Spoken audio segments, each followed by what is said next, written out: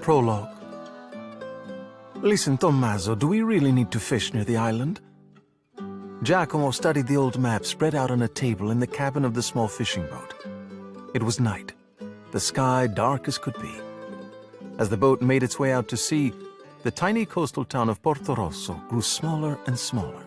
"Hey, you worry too much," Tommaso replied, steering them farther into the night. He was much older than Giacomo, and much less prone to concern than the younger man. Aside from the men's voices and pop music playing from their portable gramophone, it was quiet on the water. Giacomo peered closer at the illustrated map of the Ligurian Sea and western Italy. He noted the ghastly drawings of sea monsters and other horrifying beasts. There was a fearsome kraken, with its deadly tentacles and cold, unfeeling eyes. He pointed at a spot on the map labeled Isola del Mare that showed a sea serpent tearing right through the hull of an old ship as a siren watched from an outcropping of rocks. "I don't know," Giacomo said, uncertain. "What if the old stories are true?" "Oh, come on, Giacomo," Tommaso scoffed. "You really believe in sea monsters?" Giacomo shrugged. "Too many strange things have been seen in these waters." His voice trailed off. Tommaso wrinkled his brow. "They're all just stories, tall tales to keep us away from a great fishing spot," the older man insisted.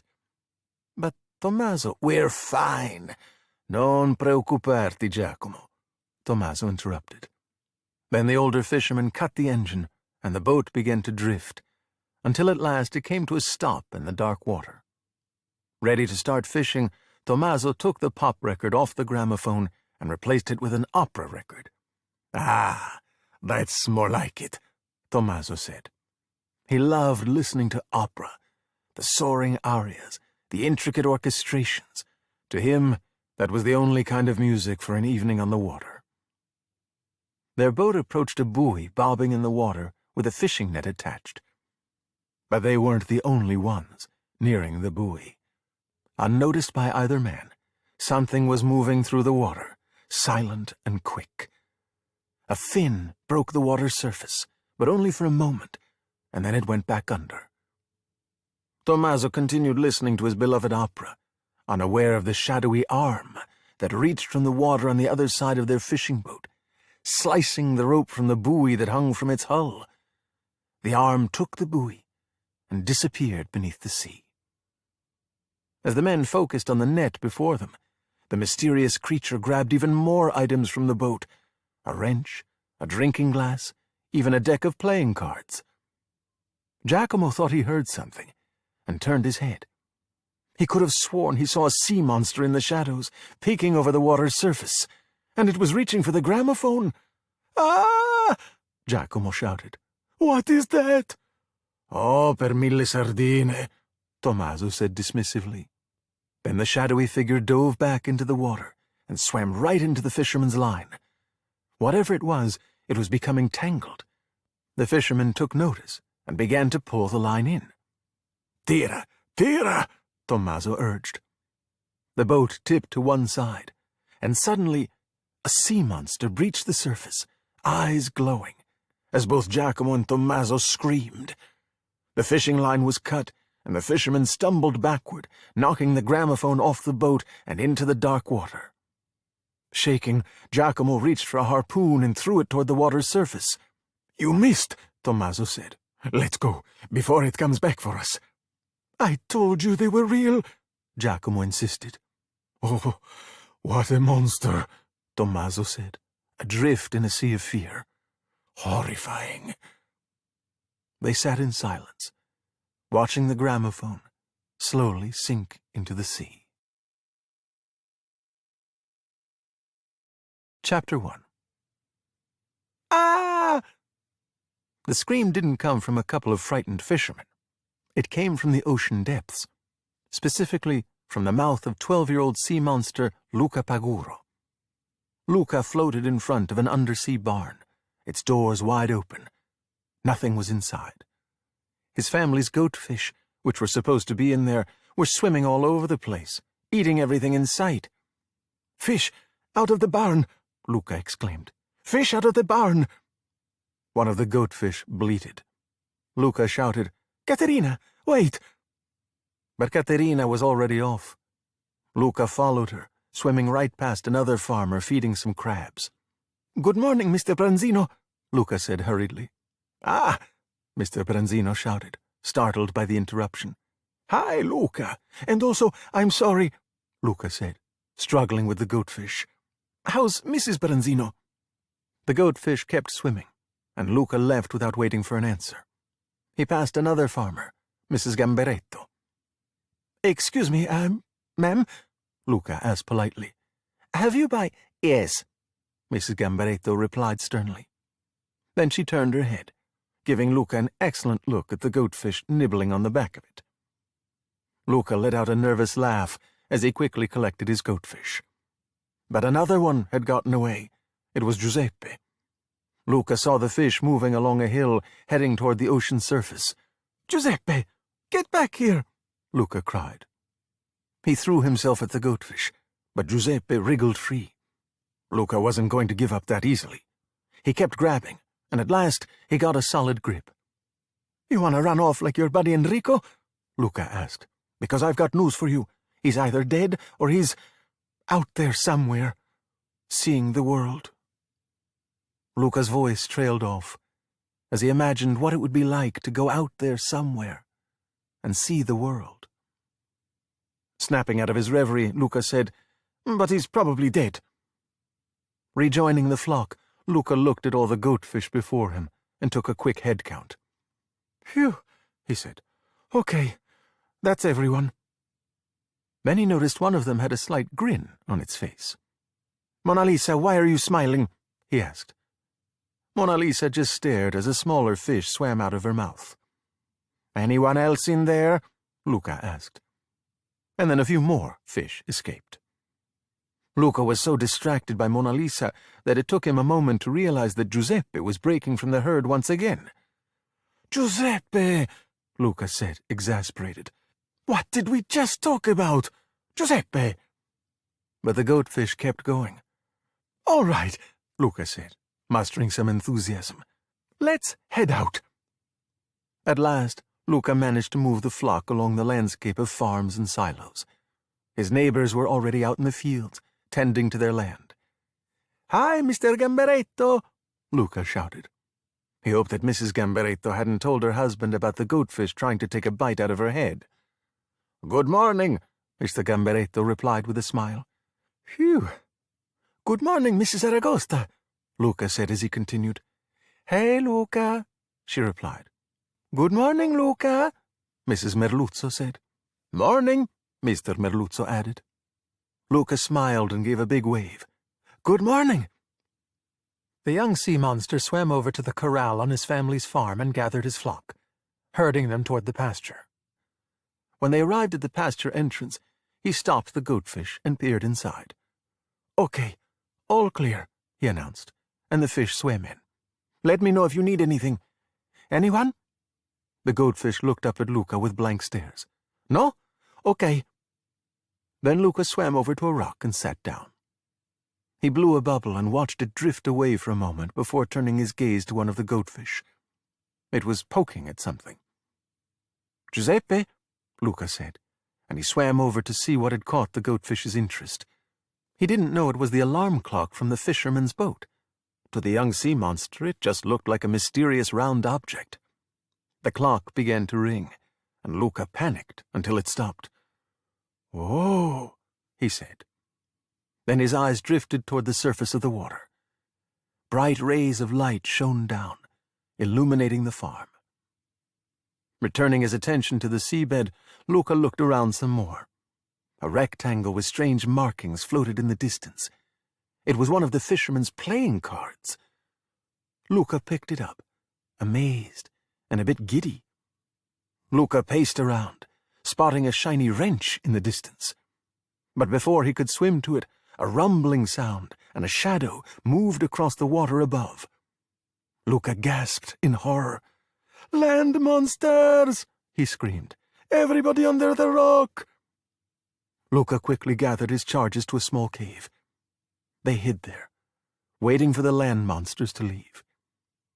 Luca watched in silence as the shadow moved on. For a moment, he wondered what it would be like to pop his head above the surface and see what was really going on up in the land monster's world. "Luca!" The young sea monster jerked his head toward the sound of his mother's voice. "Lunch is ready." "Be right there," Luca said, and he hid the strange objects near a rock. Then he picked up his crook and herded the goatfish homeward. "Come on," he said. "We gotta get back." "You're 2 minutes late," said Daniela, Luca's mom. She was waiting for him. "Was there a boat? Did you hide?" "Yes, Mum," Luca said, sounding as though he'd had a lot of practice saying it. "Because if they catch even a glimpse of you, you think they come around to meet new friends, huh? Make small talk? No, they're here to do murders, so I'm just making sure you know," Daniela said, without taking a breath. "Thanks, Mum," Luca said.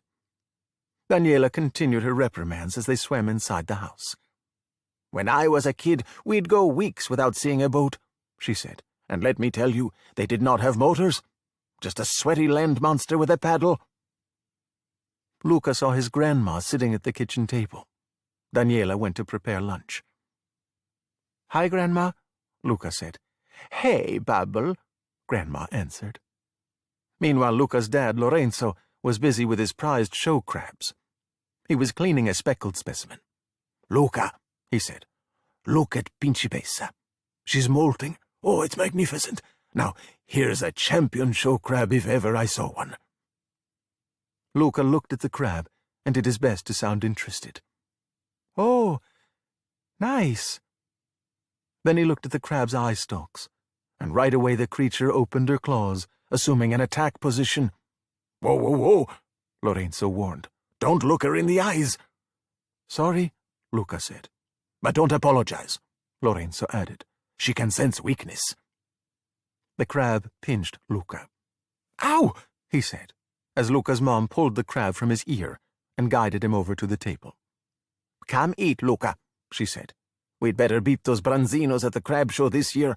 Everyone thinks Bianca Branzino's so great, with their prize-winning crabs and amazing dolphin impression. Please, anyone can do that."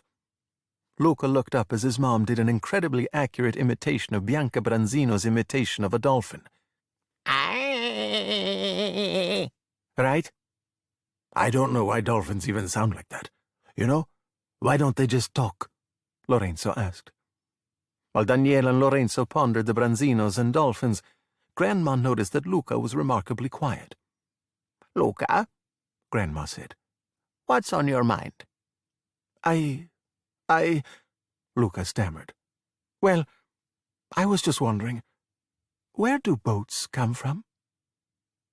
His dad had just taken a bite of his meal. He spat it across the table. His mom gasped. "The land monster town," Grandma explained, "just above the surface. I beat a guy at cards there once." Now it was Luca's turn to gasp. Both Daniela and Lorenzo were making "stop" gestures at Grandma, who either didn't see them or saw them but didn't care. "Mom, what are you doing?" Daniela asked. "He's old enough to hear about it," Grandma said with a shrug. "You've been to the surface?" Luca said in amazement. And done the change?" Nope, the end. Shut it down," Daniela exclaimed. "I was just curious." "Yeah, well, the curious fish gets caught," Daniela said. "We do not talk, think, discuss, contemplate, or go anywhere near the surface. Got it?"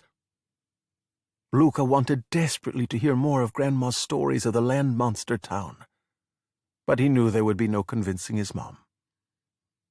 "Yes, Mom." "Here," Daniela said, handing Luca a snack. "Now, let's get back to work." Sensing her son's disappointment, Daniela continued. "Hey, look me in the eye. You know I love you, right?" "I know, Mom," Luca said, and he left the house, thinking of the world above.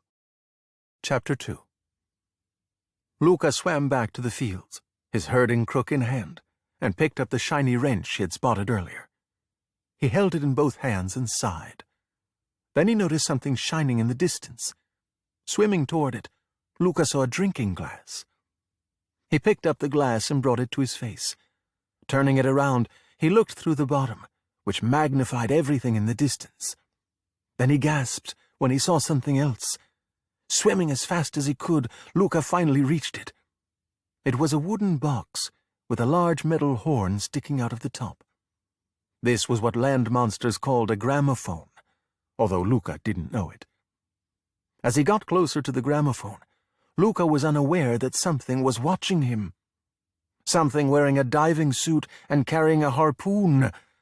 A diver. The diver was only a few feet away when Luca suddenly turned around, saw the figure, and screamed.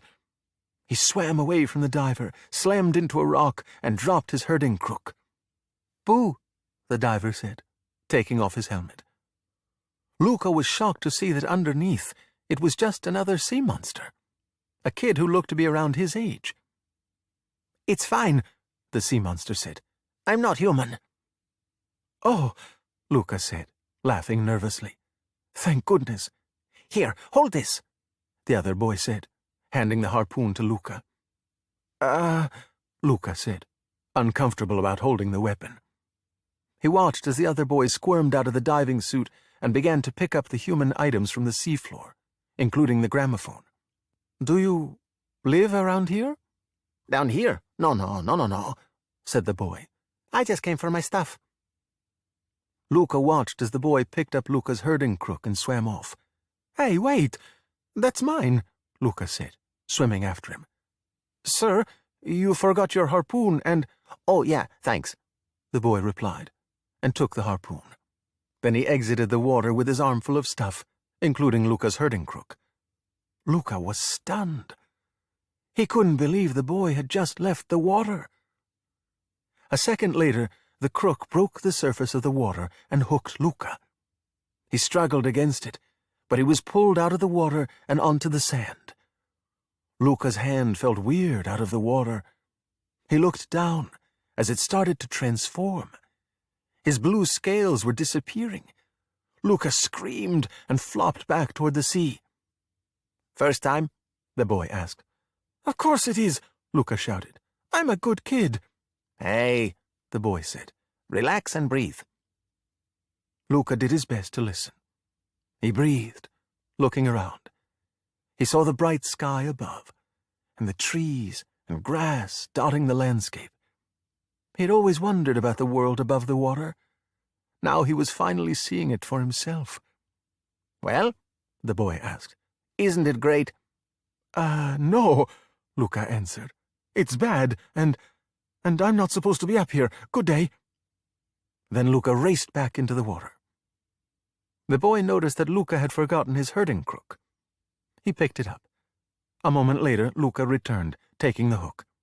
"Thank you," he said, and walked away. He came back one more time. "Good day," he said politely. "Again." Then Luca disappeared beneath the water. Try as he might, Luca couldn't sleep. He just lay in his bed, thinking. He looked over at his grandma. "Grandma," he whispered, "did you really go up to the—" Suddenly Grandma snored loudly. She wasn't awake. She was fast asleep with her eyes open. Luca sighed and turned away. The following morning, Luca was out in the fields bright and early. He had gathered a bunch of rocks and made what he thought was a pretty decent representation of himself. Turning to the goatfish, Luca said, "Okay, everyone, this is, Smuka. Yeah, he's in charge now. Got it?" The goatfish looked at Smuka, then at Luca, and went about their business. Luca turned away and swam toward the surface of the water. A few moments later, he was just about to break through, but he backed off. He was afraid, unsure of what might happen. After all, the first time he'd gone on land wasn't his fault. It was an accident. This time, it would be on purpose. Summoning his courage, Luca approached the surface again, then backed off again. "Wow!" The voice startled Luca, who turned around and saw the sea monster from the other day, arms full of stuff, staring at him. "That was hard to watch," the boy said. Then he handed some of the stuff in his arms to Luca. "Here, come on." The boy left the water. Luca took a deep breath, held it, and went right after him. At the surface, Luca watched in disbelief as the boy transformed from his sea monster form into a land monster. He looked so different. Now he had brown curly stuff on top of his head. Hair, maybe? The boy flipped the hair, and water went all over. Luca took a step onto the beach and dropped everything he had been carrying. He tried to shake the water from himself like the boy had done. And then he transformed. Luca was mystified. He was a land monster. The only sign of his previous form were his seaweed shorts. He turned around, looking for his tail, only to see that it, too, was gone. "Wait," Luca said. "It feels like it's still there." "Yeah, that's called phantom tail," the boy said. "You'll get used to it." Luca picked himself up off the beach and fell right over. "Right," the boy said. "Walking. Don't worry, you're in luck. I basically invented it." With effort, Luca rose on his legs and managed to stand up without falling down. "To start, stack everything, one on top of the other, like a pile of rocks," the boy said, watching Luca adjust his body with a loud grunt. "Great. I mean, fine, whatever. Now, walking is just like swimming, but without fins, or a tail. And also, there's no water. Otherwise, it's like the exact same thing. Give it a try." Luca looked at the boy and took a step forward. He fell onto the sand. "That's not it," the boy said. "Try it again." Luca tried it again, and fell onto the sand again. "Oh, try to lead with your head," the boy advised. "No, more belly." Luca had no idea what that meant, but he kept on trying. That's lying on the ground," the boy said. "How about this? Just take a step without even thinking about it." "I don't know how to not think about something," Luca said, completely out of his element. Okay, the boy replied. "Watch." The boy stood up and walked over to Luca. "Point your feet where you want to go, okay? And then just catch yourself before you fall." Luca gulped and pointed his feet forward. Then he got up and took a step. This time he didn't fall over. Then he took another step, and another. Good, yes, the boy shouted. Luca was walking. "I'm getting it," he yelled. "Not bad, kid," the boy said. He reached out a hand to introduce himself. "Alberto Scorfano." "Luca Paguro," he said. With great confusion, he took Alberto's hand, and his new friend pumped it up and down. He didn't know that was called a handshake. "Piacere, Girolamo Trombetta," Alberto said. Noting Luca's confusion, he continued. "It's a human thing. I'm kind of an expert." "What does it mean?" Luca asked, eager to learn. "The thing you just said." Alberto looked at Luca, then suddenly changed the subject. "Come on, I'll show you some more stuff." The two boys carried Alberto's stuff up a hill until they arrived at the base of a small abandoned-looking tower. An old weather-beaten ladder rested against its side. "Mother of pearl," Luca said. "You live up here?" "Yeah, me and my dad. He's not even here a whole lot, so I pretty much just do whatever I want."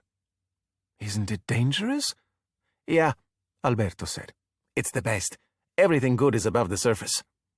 Then Alberto's eyes widened as he prepared to illustrate for Luca all the good things above the surface. "Air! Air!" Alberto yelled. He took a deep breath, inhaling as deeply as he could. But he accidentally inhaled a bug, and Alberto had to help him cough it out. Gravity! Luca had no idea what gravity was, so Alberto demonstrated. He scrambled to the top of the tower and yelled, "Gravity! Also known as—" He jumped off the tower and into a tree. Then he fell out of the tree. "Falling!" "The sky!" Alberto pointed. "The sky, clouds, sun." Luca noticed the brilliant yellow orb that floated in the blue sky. "Whoa, don't look at it," Alberto said, covering Luca's eyes. Then he chuckled, uncovering them. "Just kidding, definitely look at it." Luca screamed, temporarily blinded by the bright yellow orb. He did not look at it again.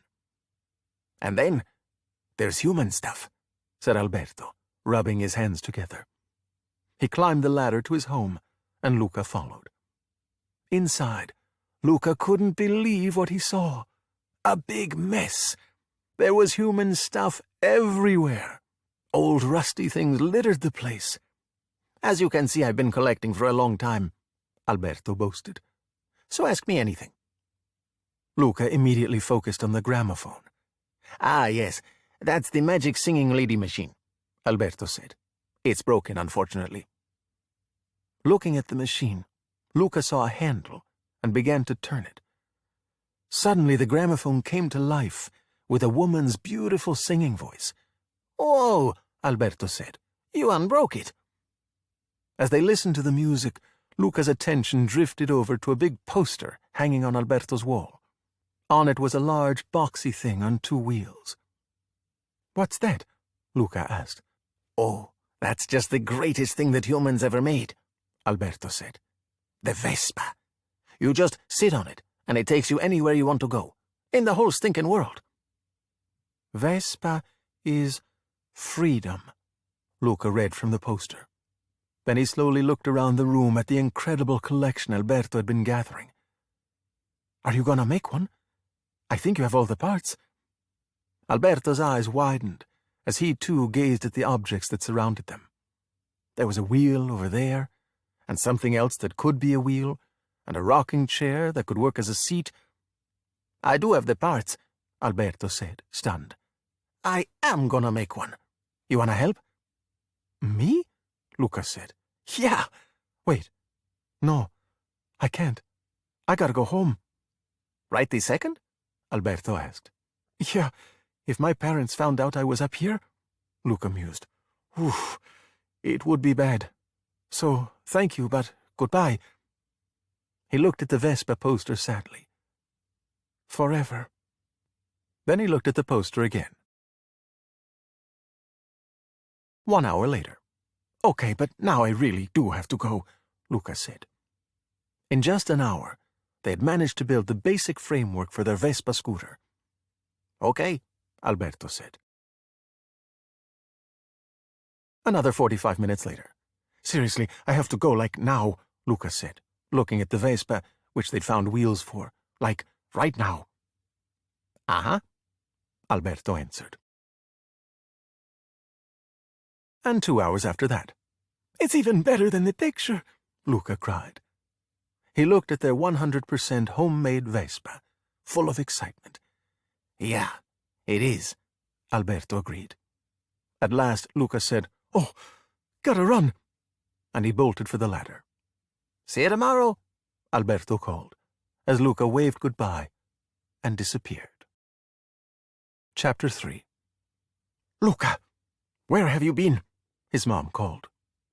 Luca rushed into the house, hurrying toward the table for dinner. "Don't say surface," he thought. "Don't say surface." "Surface," Luca said, quickly covering his mouth with his hand. "What did you just say?" Daniela said, her eyes narrowing at her son. "What's wrong with your foot?" his dad shouted. Luca looked down at his foot and saw that somehow it was still human.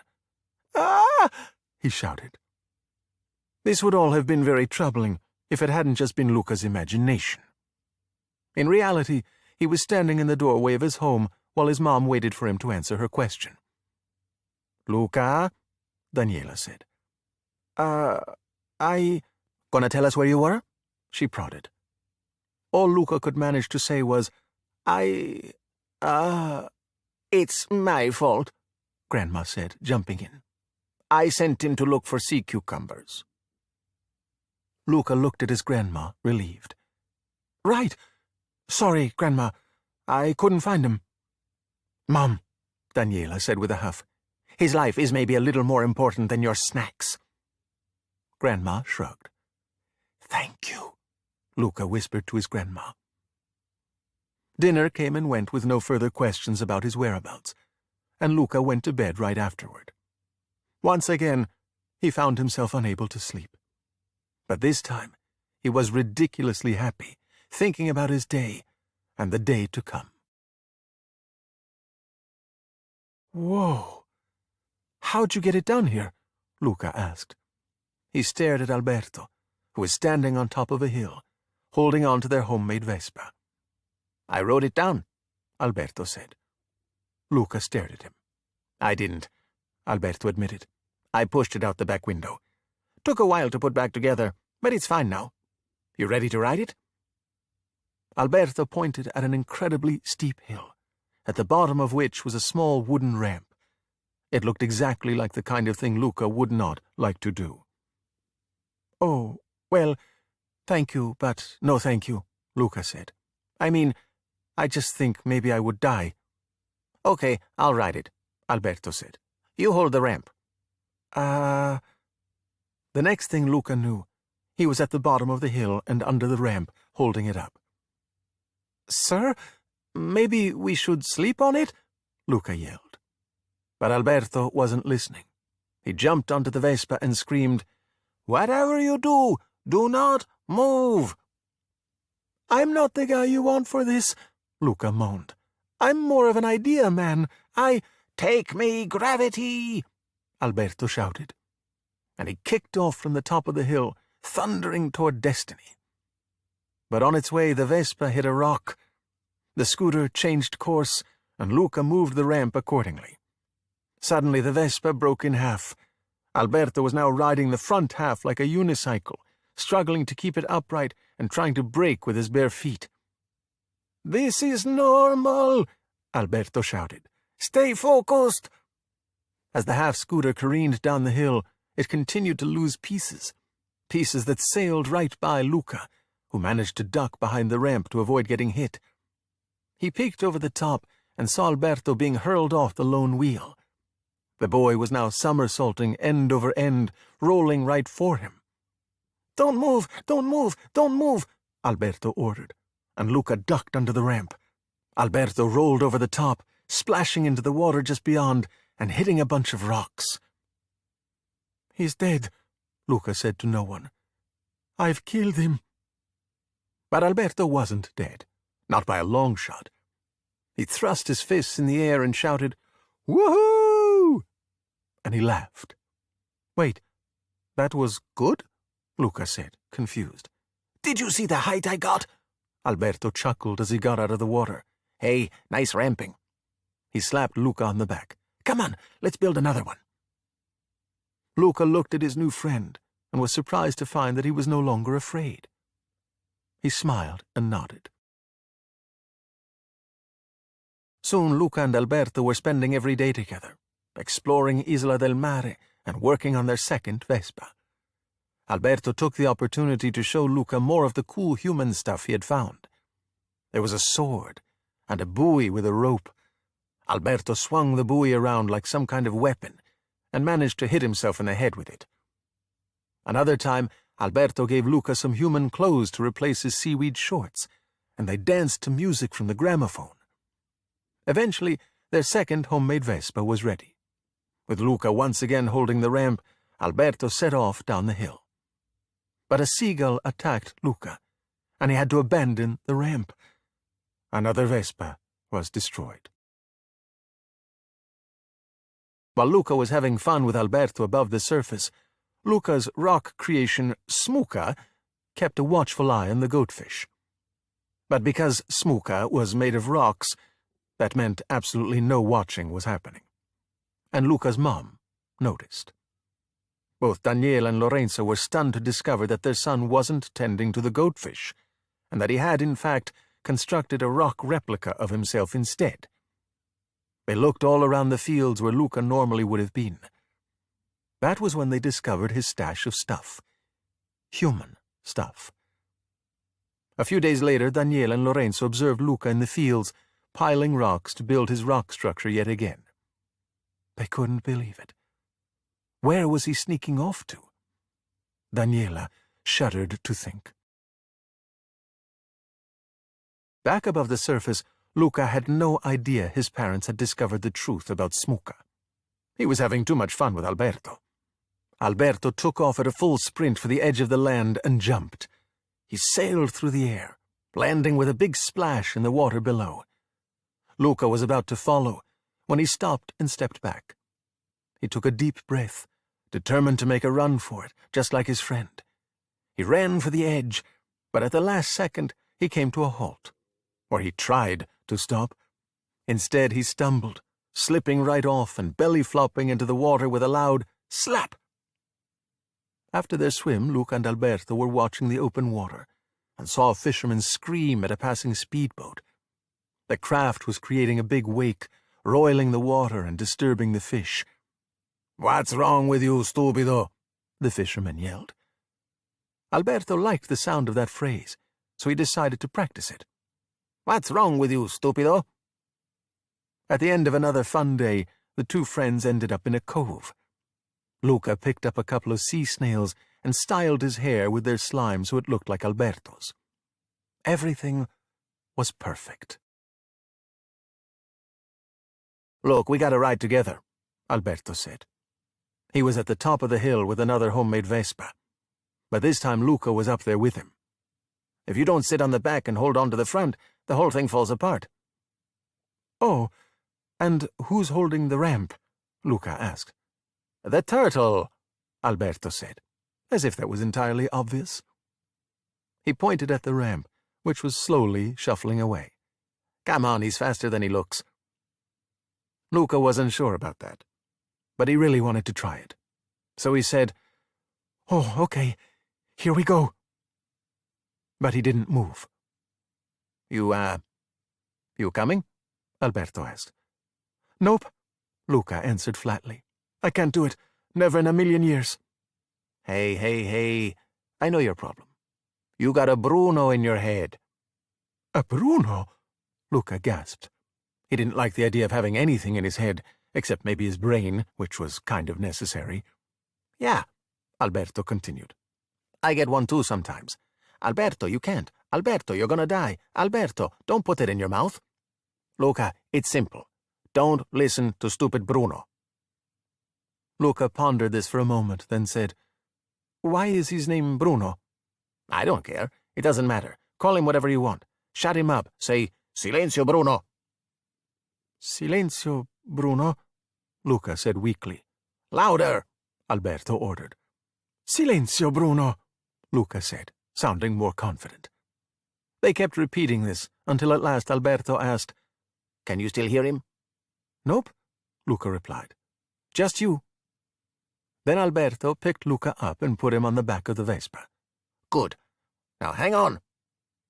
Alberto checked his image in the rearview mirror, and with a strong kick, he sent them rolling down the hill. "Andiamo!" Holding tight to Alberto, Luca could feel the Vespa bouncing on the ground, hitting every rock along the way. It didn't help that Alberto wasn't exactly an expert at steering. The Vespa was wobbling all over the place, which meant that it wasn't headed for the ramp. "Woo!" Alberto shouted joyfully. "Ah!" Luca screamed in fear. He closed his eyes tight, then made the mistake of opening them just for a second, as the Vespa began to fall apart. Luca held on to Alberto even more tightly. "Silenzio, Bruno! Silenzio, Bruno! Silenzio, Bruno! Silenzio, Bruno!" Luca yelled, just as Alberto managed to steer the Vespa back on course. Amazingly, it hit the ramp. For a brief, shining moment, they were in the sky, flying. Then for another brief moment, they were falling toward the water, specifically toward one razor-sharp rock. The boys screamed as they fell. At the last possible second, Luca had a thought. He let go, shoving Alberto away from him, and the boys splashed down on either side of the rock, missing it entirely. Alberto bobbed up and down in the water, shooting a fist into the air in victory. Luca cheered, and so did Alberto. "Yes, we're alive! I can't believe it! Yes!" Luca roared. "Yeah! Take that, Bruno!" Alberto hollered. "What are all those tiny lights?" Luca asked, gazing at the lights dotting the evening sky. The boys were on the roof of Alberto's hideout, near a warming campfire. "Anchovies," Alberto said. "They go there to sleep." "Really?" Luca asked. "Yeah," Alberto said.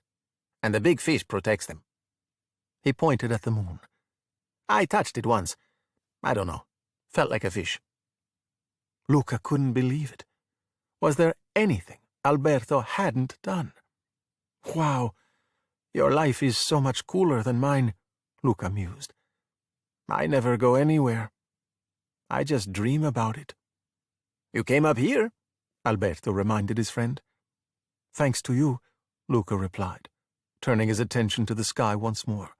"Otherwise, I never would have seen any of this." After a while, Luca looked at the lights across the water. "Have you ever gone to the human town?" "Yeah," Alberto said. No, he amended. "But my dad told me all about it, so I'm pretty much an expert." "Your dad sounds so cool." Something about Alberto's demeanor suggested he didn't feel so lucky. "Yeah," he answered. There was silence, and then Alberto said, "Hey, you remember that time we almost hit that rock?" Luca laughed. "And we flew through the air, and I was like, 'Yeah!' and you were like, 'No!'" Luca kept laughing, holding his sides. "Wouldn't it be amazing to have a real Vespa?" Luca said, and the words hung in the air. "Yeah, that's the dream." "Yeah," Luca replied, and he fell asleep. This was, of course, a very bad thing, because it meant he wouldn't be going home, which meant his parents, who were already so worried about him, would be even more worried. When he woke with a start, he shouted, "Oh no, I fell asleep," and woke up Alberto too. Then Luca ran for the steps, heading for home. Somehow Luca had managed to make it all the way home and sneak into his room without waking anyone up. Grandma was sleeping, snoring as usual. Now all he had to do was slip into bed, and no one would know. Except that his mom was standing in the doorway, arms folded, staring at him. Chapter 4. Luca's mom sat him down at the dining room table. Luca held on to his tail, nervous, as he saw the various human items he had collected spread out on the table. Was all Luca could think to say. His dad was there too, but it was his mom Luca was worried about. She was sitting on the other side of the room, and he couldn't tell what was going on in her head. Was she going to scream at him? Punish him? Scream at him and punish him? "Daniela, do we really need to go through with this?" Lorenzo said, breaking the silence. "With what?" Luca asked. "Son, you're in big trouble," Lorenzo said. "You need to promise us that you'll never sneak off to the surface again." "I'm really sorry," Luca said, and he meant it. "But you know, it's not that dangerous up there. Maybe I could show you." "I told you," Daniela said to her husband angrily. "Our son has a death wish." "But, Mom, we're always careful." Instantly, Luca realized his mistake and covered his mouth. "We?" Daniela and Lorenzo said in unison. "Me and my friend Alberto," Luca began. "But it's okay. He's one of us." "Ah, yes.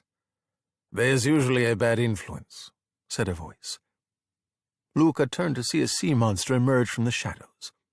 The monster looked just like his dad, except his skin was transparent, his eyes were milky, and he was generally kind of scary to look at. "Good thing you sent for me when you did," the sea monster said. "Luca, this is my brother, your Uncle Ugo," Dad said. "Thanks for coming on such short notice," Daniela said. "Of course," Uncle Ugo replied. "Hello, Luca. Nice to—" But before he could finish his sentence, Uncle Ugo froze and made weird gasping sounds, like he was having an attack. "Oh, he's okay," Dad said. "Just punch his heart, just a little tap." Luca was horrified, but he obeyed anyway. He flicked Uncle Ugo. A second later, Ugo gasped as his heart started up again. "Thanks for that," Uncle Ugo coughed. "Too much oxygen up here. Not like the deep, as you'll learn." "What?" Luca asked. He didn't like where this was going. Sure, there's no sunlight, but there's nothing to see anyway. Or do. It's just you and your thoughts, and all the whale carcass you can eat. Little bits of it just float into your mouth. You can't stop it. You can't see it. Uncle Ugo rambled on. Come on, no time to waste. Mom? What does he mean? You're going to stay with Uncle Ugo for the rest of the season, Daniela answered. No, Luca said, panicked. I can't. 2 seasons, then. Want to go for 3? Why are you doing this? Luca asked. The world is a very dangerous place, Luca, Daniela replied. And if I have to send you to the bottom of the ocean to keep you safe, so be it. You don't know what it's like up there, Luca said, his voice rising. I know you, and I know what's best for you, Mom said. It's done. Luca glared at his mom. Hey, look me in the eye, she said. You know I love you, right? But Luca wouldn't give his mom the satisfaction of a response. Instead, he whirled around and headed to his bedroom. Daniela wanted to say something that would make everything better, but she had no idea what that would be. Luca fumed in his room. He looked at his bedroom window, then at his bedroom door. In that moment, he knew what he had to do.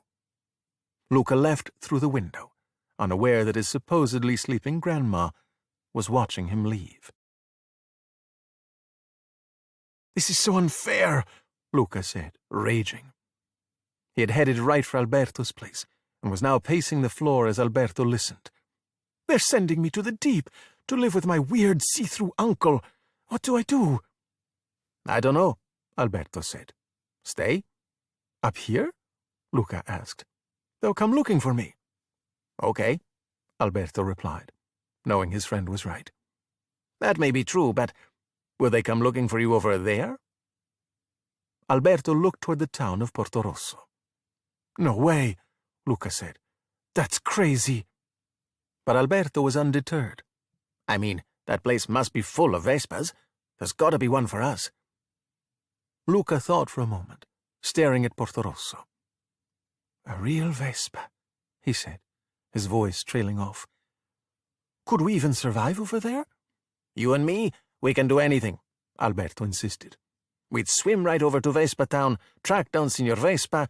Wait, do you really think there's a Signor Vespa? Luca asked. Makes sense, right? Yes. Continue. And we say, Signor Vespa, build us one of these. Then Alberto pulled out the diagram he had made of their custom Vespa.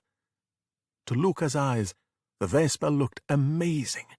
It had all sorts of cool features. But the best feature had to be the extra long seat where both he and Alberto could sit. Whoa. This is the greatest drawing I've ever seen, Luca said. Yeah, I know, Alberto replied. Luca, think about it. Every day we'll ride someplace new, and every night we'll sleep under the fish. No one to tell us what to do. Just you and me out there. Free. Free. Luca liked the sound of that. A while later, Luca and Alberto ran for the water. As Alberto reached the edge, he jumped off, screaming, Take me, gravity! Then he did a backflip off the cliff and splashed into the sea. Luca was right behind, and he hesitated just for a moment. He looked at the town of Porto Rosso, and he could hear all the reasons he shouldn't go echoing in his head. Then at last Luca said, Silenzio, Bruno. And with a loud, woohoo! He jumped, joining Alberto in the water. They had changed back into their sea monster forms when they hit the water. Now they started to swim toward the town. Luca just wanted to be in Porto Rosso already. Unfortunately, he was moving so quickly that he failed to notice the big rock he was about to swim into. Lucky for him, Alberto pulled him out of the water. In the air, for the briefest moment, they transformed into land monsters. Then they hit the water again and changed back into sea monsters. They continued swimming. Thrilled at how alive he felt, Luca kept jumping out of the water enjoying the quick transformation into land monster before returning to his original form. He and Alberto leapt in and out of the water all the way to Porto Rosso. Chapter 5. "Whoa," Luca said, as he broke the surface near a buoy. In front of him was Porto Rosso, a beautiful human town. Luca had never seen anything like it. Almost immediately, they were spotted by a girl fishing in a boat. She gasped. Luca gasped. Alberto gasped. The girl shouted, "Papa, what's that?" Immediately, Luca and Alberto ducked out of view. "How do we get in?" Luca asked. He spotted something, a sunken boat just beneath them. They swam under the boat and put it over their heads. Then they started toward the shore, emerging from the water. They kept walking with the boat so they could change into their land forms beneath it. Passing by an older whistling fisherman, Luca was surprised they'd made it this far. Eventually, he and Alberto were able to climb over some rocks and ditch the boat. Then they started toward town. "This'll be a breeze," Alberto said confidently. "Just don't get wet." Luca felt a surge of panic. He watched as Alberto took a stride toward town, and a couple of fishermen turned the corner. They carried fishing hooks and dead fish. Luca gasped. "Actually, this town seems a little crowded." He turned, ready to leave, when Alberto stopped him. "Hey," Alberto said. "Silenzio, Bruno." Bruno was still screaming, so Alberto had to drag Luca along past the fishermen. Alberto looked at the men, and wanting to be friendly, remembered something he'd overheard before. "What's wrong with you, stupido?" he said. The fishermen stared at Alberto. "Ah, it worked," Luca said in disbelief. They'd made it past the fishermen, and were now approaching a corner. "See?" Alberto said. "You just gotta follow my lead." They turned the corner and saw the busy town in all its glory. There were people everywhere, talking, smiling, laughing. Some kids were kicking a ball around, and others were eating something big and green with a red middle. Luca would later learn that the land monsters called it watermelon, and it was delicious. Some people were playing a game with little rectangles that looked very much like the objects Luca had found in the field while herding goatfish. Luca and Alberto were enthralled by the bustling town and all the people. They hardly noticed when two older women walked near them, each holding something in their hands. "Classic human town," Alberto said. "Pretty cool, right?" The women came closer, and he whispered to Luca, "Hey, you do it now. Just say the thing." Luca watched nervously as the two women ate something. The something turned out to be gelato, which, as it turned out, was like ice cream, which, as it turned out, was delicious. "Madams," Luca said to the women, "what's wrong with you, stupido?" The women gasped, then glared at Luca. Whatever he'd just uttered, it wasn't good. So not good, in fact, that one of the women hit Alberto with her umbrella, and the other smacked Luca with her bag. The women stormed off, leaving the boys with gelato cones on top of their heads. The gelato melted down their faces. "Maybe I said it wrong?" Luca asked. The gelato dripped into their mouths, and their faces lit up at the taste of the new treat. As he enjoyed the gelato, Luca's eyes drifted around town, where he noticed something quite disturbing. There were numerous statues and frescoes, paintings, featuring the same person, a man with a mustache who was slaying what could only be described as sea monsters. Luca gulped uncomfortably. He grabbed Alberto's arm and started to drag him back to the water. "Alberto, this is too dangerous," he said. "Let's get out of here." And go where?" Alberto asked. Before Luca could say anything else, there was a rumbling sound. It reminded him of the motorboats he had heard back in the sea, but this was different. Then he saw a Vespa. A real Vespa. Someone was riding it, someone with lots of sea slime in his hair. At least, Luca thought that was what made his hair so tall. "It's Signor Vespa," Alberto gasped. The adults seemed annoyed to see the older boy who had just ridden in on the Vespa. Mannaggia, here we go, said one person, rolling their eyes. Buongiorno tutti, the boy, named Ercole, replied in greeting. A priest came running out of a nearby church, hands clamped over his ears. Oh, mamma mia, please, no more revving, the priest cried, shaking his head. Ciao, ciao, ha ha, Ercole said, clearly enjoying the attention. Beep, beep, pride of Porto Rosso coming through. Ercole passed the two women Luca had just insulted. Ciao, belle, he said to them. You're making me blush. Disgraziato, exclaimed one of the women, annoyed. Blech, replied the other. A crowd of kids cheered nervously as Ercole rode around the plaza. They seemed fearful of the boy. Ercole showed off with a couple of tricks, like riding his Vespa with no hands. This impressed Luca to no end. He wondered how such a thing was even possible. Two other kids around Ercole's age approached him, carrying a long sandwich. Eventually, Ercole stopped the Vespa and dismounted. Now, Ercole announced, who wants to watch me eat a big sandwich? He walked to a table at a nearby cafe as his friends set up his lunch. There it is, Alberto said. That's how we're going to see the world. He and Luca walked toward the Vespa just as a soccer ball landed in front of them. Hey, little help? Said the kid who had kicked the ball. Luca kicked the soccer ball back, but misjudged his strength. The ball sailed across the piazza and smashed right into the Vespa. A collective gasp went up from the crowd, and Ercole looked like someone had just destroyed his life. La mia bambina, he shouted, rushing over to the Vespa. As the vehicle tipped over from the impact of the soccer ball, one of Ercole's sandwich-holding friends slid under it, cushioning the fall. Oh, mamma mia, Ercole said, examining the Vespa. Talk to Ercole. Are you hurt? Well, my head kinda hurts, said the kid who had stopped the Vespa from falling. Not you, Ciccio, Ercole said. Out of the way, if there is so much as a scratch. Unconcerned for his friend, Ercole examined the Vespa. Once he was satisfied that there was no damage, he turned to face the crowd. Someone got lucky today. Who got lucky? The kid who had kicked the soccer ball to Alberto and Luca pointed at the pair. Ercole walked over to them, looking them up and down with barely disguised disgust.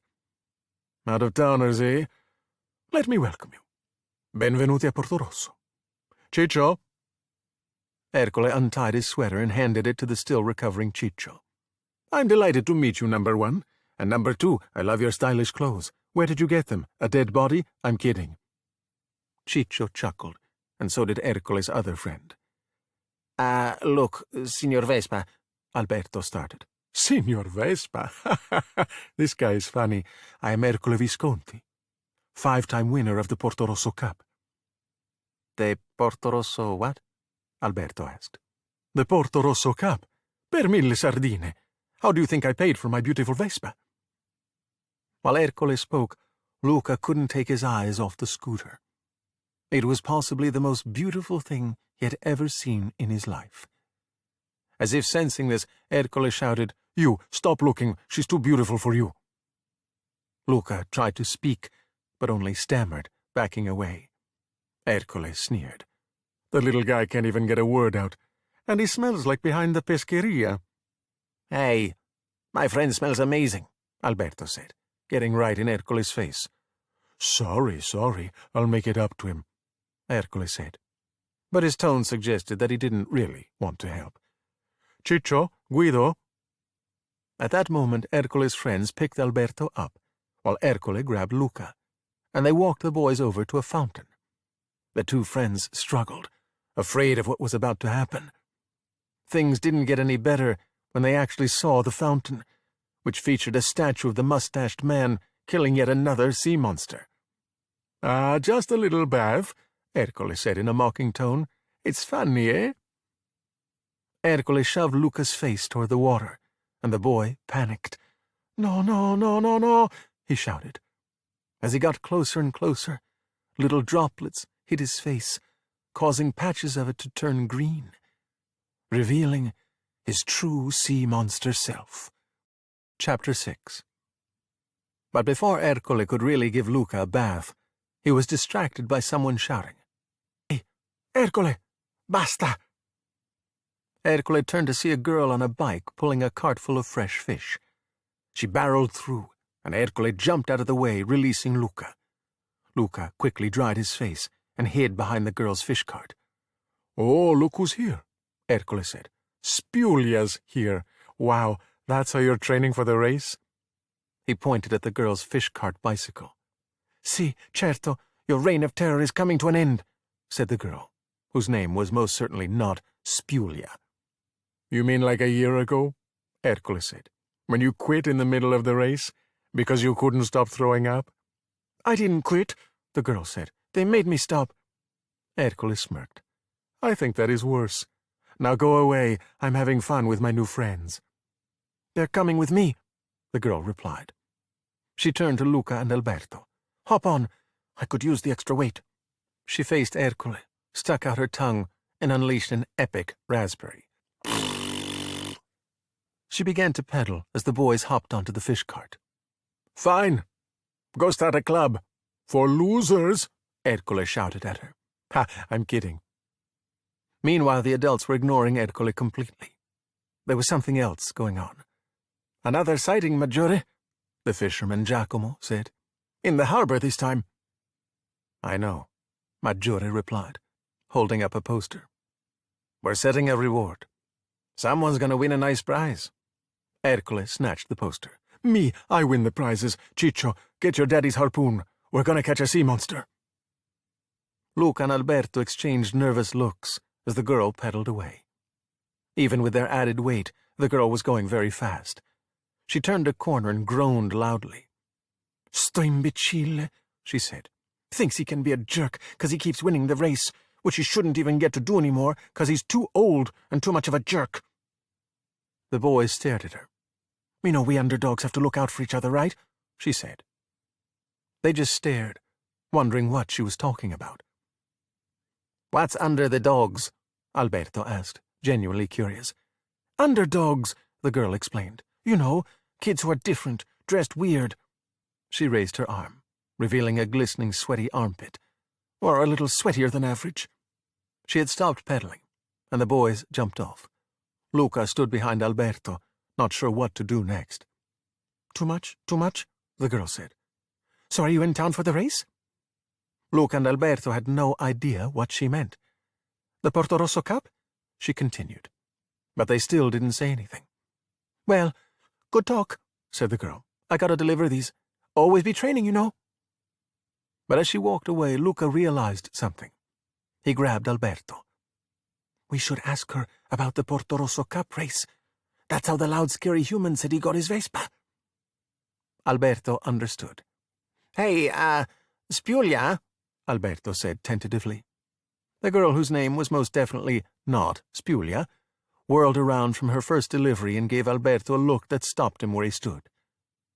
"Giulia. My name is Giulia," she said. Then she turned around and set out for her next delivery. When you race in a cup," Alberto began, not wanting to upset Giulia any more than he already had. "What do you get?" Giulia reached into her pocket and pulled out a handful of shiny coins.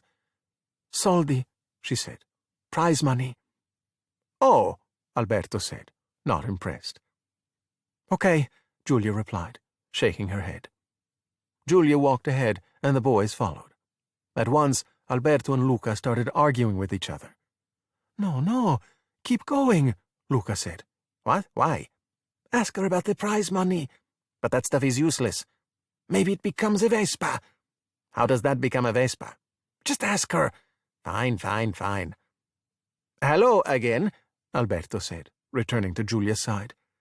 "Ciao." "Can we turn the money into something else?" he asked. Something like... They rounded a corner and passed a garage.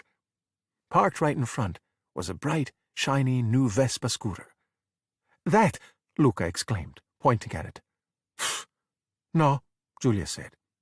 "But it could get you that." Giulia pointed to a very rusty, very used Vespa, standing right next to the bright, shiny new one. to Luca it still looked like the most amazing thing in the world. He gasped, imagining himself and Alberto as a cascade of gold coins showered down around them, and then a moment later taking the wheel of their very own Vespa, which they'd paid for with all those gold coins. "It's so beautiful," Luca said quietly. "Yes," Alberto agreed. "We need it."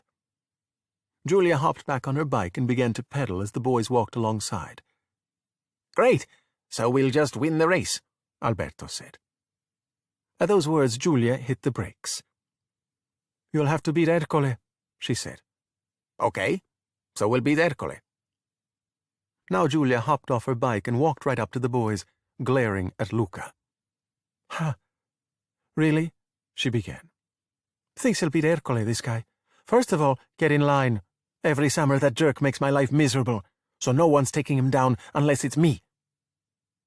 Alberto realized he had chosen his words quite poorly. Before he could apologize, Julia said, "Second, this isn't any old race. It's an epic, grueling, traditional Italian triathlon. Swimming, cycling, and eating pasta." The boys were speechless. "So you'd need a teammate," Julia added. "Well, we'll figure it out," Alberto said. "Thanks, human girl." They watched as Julia pedaled her bicycle and cart away. Alberto started to walk in the opposite direction, and then Luca suddenly stopped his friend. Hey, wait, Alberto," he said. "What if we join her team?" Alberto frowned. He wasn't used to other people stopping him and suggesting ideas. Ideas were kind of his thing. But he thought for a moment, then said, "Better idea." He turned and yelled to Julia, "Hey, congratulations! You're joining our team!" Julia laughed and called back, "I race alone." Then Julia's cart got stuck, and she couldn't pedal. The boys ran over to her, helping to push her bicycle and cart forward. "But we could be under the dogs too," Luca said, as he pushed the cart with great effort. "Hey, it's okay, Luca," Alberto said, playing it cool. "She'd rather do the whole race alone again. Maybe this time she won't throw up as much." Hang on," Julia said. She fixed her gaze on the boys, like she was staring into their souls. "You want to be on my team, eh?" The next thing Luca knew, he found himself sitting on Julia's bicycle. "Let's see what you got," she said. Chapter 7. Luca sat on Julia's bicycle, which she had disconnected from the fish cart. He was nervous, yet thrilled to be sitting on an actual bicycle. "Whoa," he said, as he put his foot on a pedal and pushed it down. The bicycle moved forward slowly, catching him by surprise. He looked around and saw people walking around the piazza, staring at him. Feeling self-conscious, Luca took a big gulp and tried to ride. He wobbled a bit and glanced at his feet to see how he was doing. He fell right over. And unlike in water, it hurt when he hit the ground. "All right, try jumping on it," Alberto suggested. Luca tried and fell. No, you gotta show it you're the boss." Luca was unable to show the bicycle that he was the boss and fell. Again. "It can tell you're afraid," Alberto said with authority. "Wrestle it into submission." "Santa mozzarella," Julia muttered, having had quite enough of this. "Eyes up," she said to Luca. "Huh?" Luca said. "Looking down is what's making you fall," she said. That made sense to him, so he started to pedal the bicycle. This time he looked forward, not down. To his great surprise, he was doing it. He was riding a bicycle, and not falling. "Oh yeah, I was going to say that too, about looking down," Alberto said, knowing he totally wasn't going to say that. "So, can we be on the team?" Julia looked annoyed. "Aspetta. Can you dodge obstacles? What if an old lady crosses your path?" Then Julia imitated one and got in Luca's way. He barely managed to avoid her. "Can you withstand passive-aggressive verbal assaults?" Julia shouted. "Nice bike, number 1, and number 2, I was kidding, your bike is a disgrace, ha ha ha ha ha." Luca cowered, but he kept riding. "And finally," Julia said, leaning some wooden planks on some barrels to make a very tight obstacle course. Can you handle the course's fiendishly difficult terrain? Silenzio, Bruno, Luca said, as he maneuvered the bicycle through the course. He wobbled all the way, but he was doing it. Well, he was until he looked down to check his feet. That was the end of that. He went right over. Luca stood and picked up the bicycle. He was going to try it again. Stop, Giulia said to Luca. Then she turned to face Alberto. What about you? Can you swim, at least? Yeah, I'm amazing, Alberto said, and Luca gave him a sharp jab with his elbow. Really bad at swimming. You can swim. You can barely ride a bike. Siete un disastro, Giulia moaned. I mean, where are you even from? Wouldn't you like to know? Alberto said. We're runaways. Runaways? I don't know, ragazzi, Giulia said, thinking. Please, Luca begged. My family was going to send me somewhere horrible, away from everything I love. But if we win this race, well, we can be free. Giulia looked at Luca, and her face began to soften. She faced Alberto, who said, My life's great. I'm just helping him out. Just give me one more chance, Luca pleaded. I know I can do it this time. He was about to ride when Giulia stopped him. No, you guys want it just as bad as I do. You have the hunger. That's the most important thing. I'm definitely hungry, Alberto said. Perfetto, Giulia exclaimed. You eat, you bike, and I swim. She indicated Alberto, Luca, and herself, respectively. Luca couldn't believe it. This might actually work. He looked at Alberto, who smiled. Underdogs? Giulia said. Underdogs! Luca and Alberto cheered. Now, we just need money for the entry fee, Giulia said. From my dad. The boys followed Giulia through town, and all the way to her house. They had never been to a land monster's house before, so it was at once exciting and utterly terrifying. Inside, Luca saw a heavily tattooed man with one arm making dinner in the kitchen. He was singing loudly. All right, just let me do the talking, Giulia said, and act casual. He doesn't do well with fear. Neither do I, Luca thought. Hey, Papa, Giulia called. I brought some friends for dinner. Is there enough for 4? The huge man with one arm turned around, holding a massive cleaver in his hand. He said. Luca felt like he was going to pass out. Whoa, Alberto said. The man glared at the boys, looking them up and down. Then without a word he nodded, turning around to continue making dinner. Giulia gave Luca and Alberto a thumbs up. A few minutes later the boys found themselves seated at a table. Luca was terrified. Alberto looked around the small room and spotted harpoons hanging on a wall. What do you think he kills with those? He whispered to Luca. The big tattooed man, whose name was Massimo, chopped off the head of a fish with his cleaver. He overheard Alberto. Anything that swims, he said. Luca laughed nervously. Visto the giornale today? Massimo asked, handing the local newspaper to the boys. The headline said, Mostro avvistato all'isola, and featured a blurry photo of a sea monster with its tail peeking just above the water. Oh, that photo's a fake, Papa, she said. Everyone in Porto Rosso pretends to believe in sea monsters. Well, I'm not pretending, Massimo said. He tore the photograph out of the newspaper and stuck it to the wall with a knife. Then he went back to cooking. Giulia helped. Luca and Alberto got a good look at the wall and saw it was completely covered with similar photos of sea monsters, all torn from newspapers. He was drinking a glass of water and immediately did a spit take. In that moment, Luca wanted nothing more than to crawl back into the sea. The water hit Alberto on half of his face, which promptly transformed into its sea monster form. Luca grabbed Alberto and pushed him to the floor under the table. Huh? Giulia said, as she and her father turned around. Luca quickly wiped Alberto's face with his shirt. He was glad that neither Giulia nor her father could see them, or knew what had just happened. But there was another pair of eyes watching them. It was a cat. The cat had seen it all. The cat knew their secret. With a nervous laugh, Luca returned to his seat, and so did Alberto. They pretended that nothing out of the ordinary was going on. Giulia shrugged and continued cooking with her father. Luca noticed that the cat was still staring at him. Then Massimo said, "Dinner's ready. Trenette al pesto. Mangiamo." The man plopped onto his chair, and it felt like the whole room shook. Staring at the pasta on his plate, Luca wondered how the land monsters ate. He saw there was a small stick with pointy things at one end, which he later learned was a fork. He picked it up, and Alberto did the same. Then both boys glanced at Giulia and her father to see what they would do.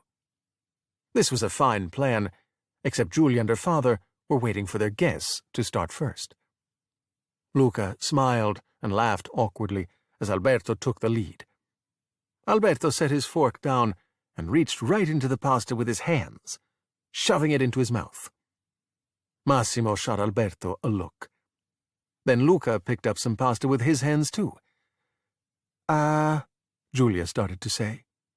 The boys ate with gusto, ramming handfuls of pasta into their mouths as Massimo furrowed his brow. They didn't seem to notice him as they kept on eating. At last, Massimo asked, "Where did you boys say you were from?" Luca didn't know what to say, and felt even more uncomfortable when he noticed the cat was still staring at him. It was now sitting on Massimo's shoulder, watching.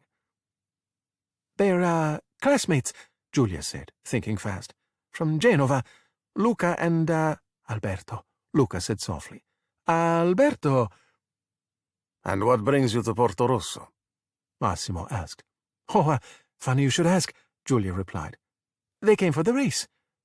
"The race?" "Yeah," Giulia said. You know what? Don't worry about it." "Don't worry about it?"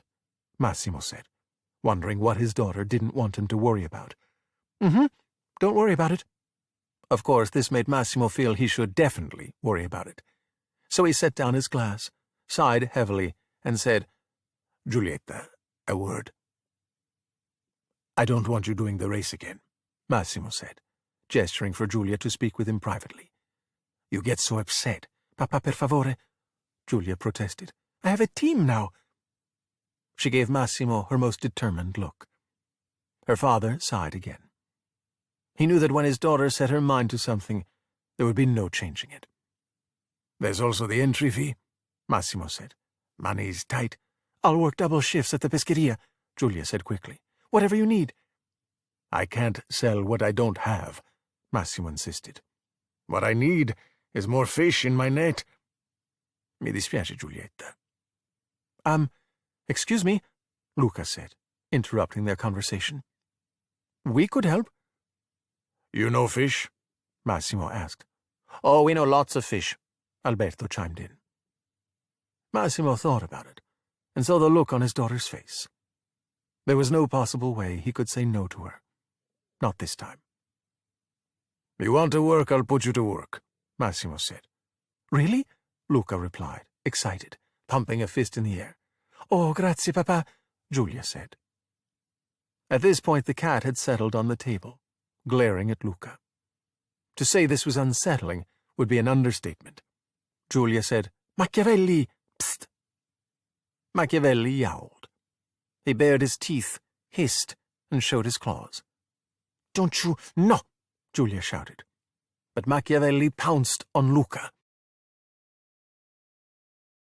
"I'm so sorry about the cat," Giulia said, as she and the boys hurried out of the house and into her backyard. "I don't know what got into him." "It's fine," Luca said. "We're going to head back to, Oh, do you guys need a place to stay?" Giulia asked. She looked up at a tree, indicating a wooden platform positioned in its branches. Luca smiled at Alberto, and the boys gratefully accepted Giulia's offer. They climbed up the tree and onto the platform, with Giulia following them. There were 3 books laid out on the platform, and Giulia quickly scooped them up. "Sorry, this is your hideout," Alberto said. Giulia chuckled. "Yeah, my hideout. Buonanotte, boys."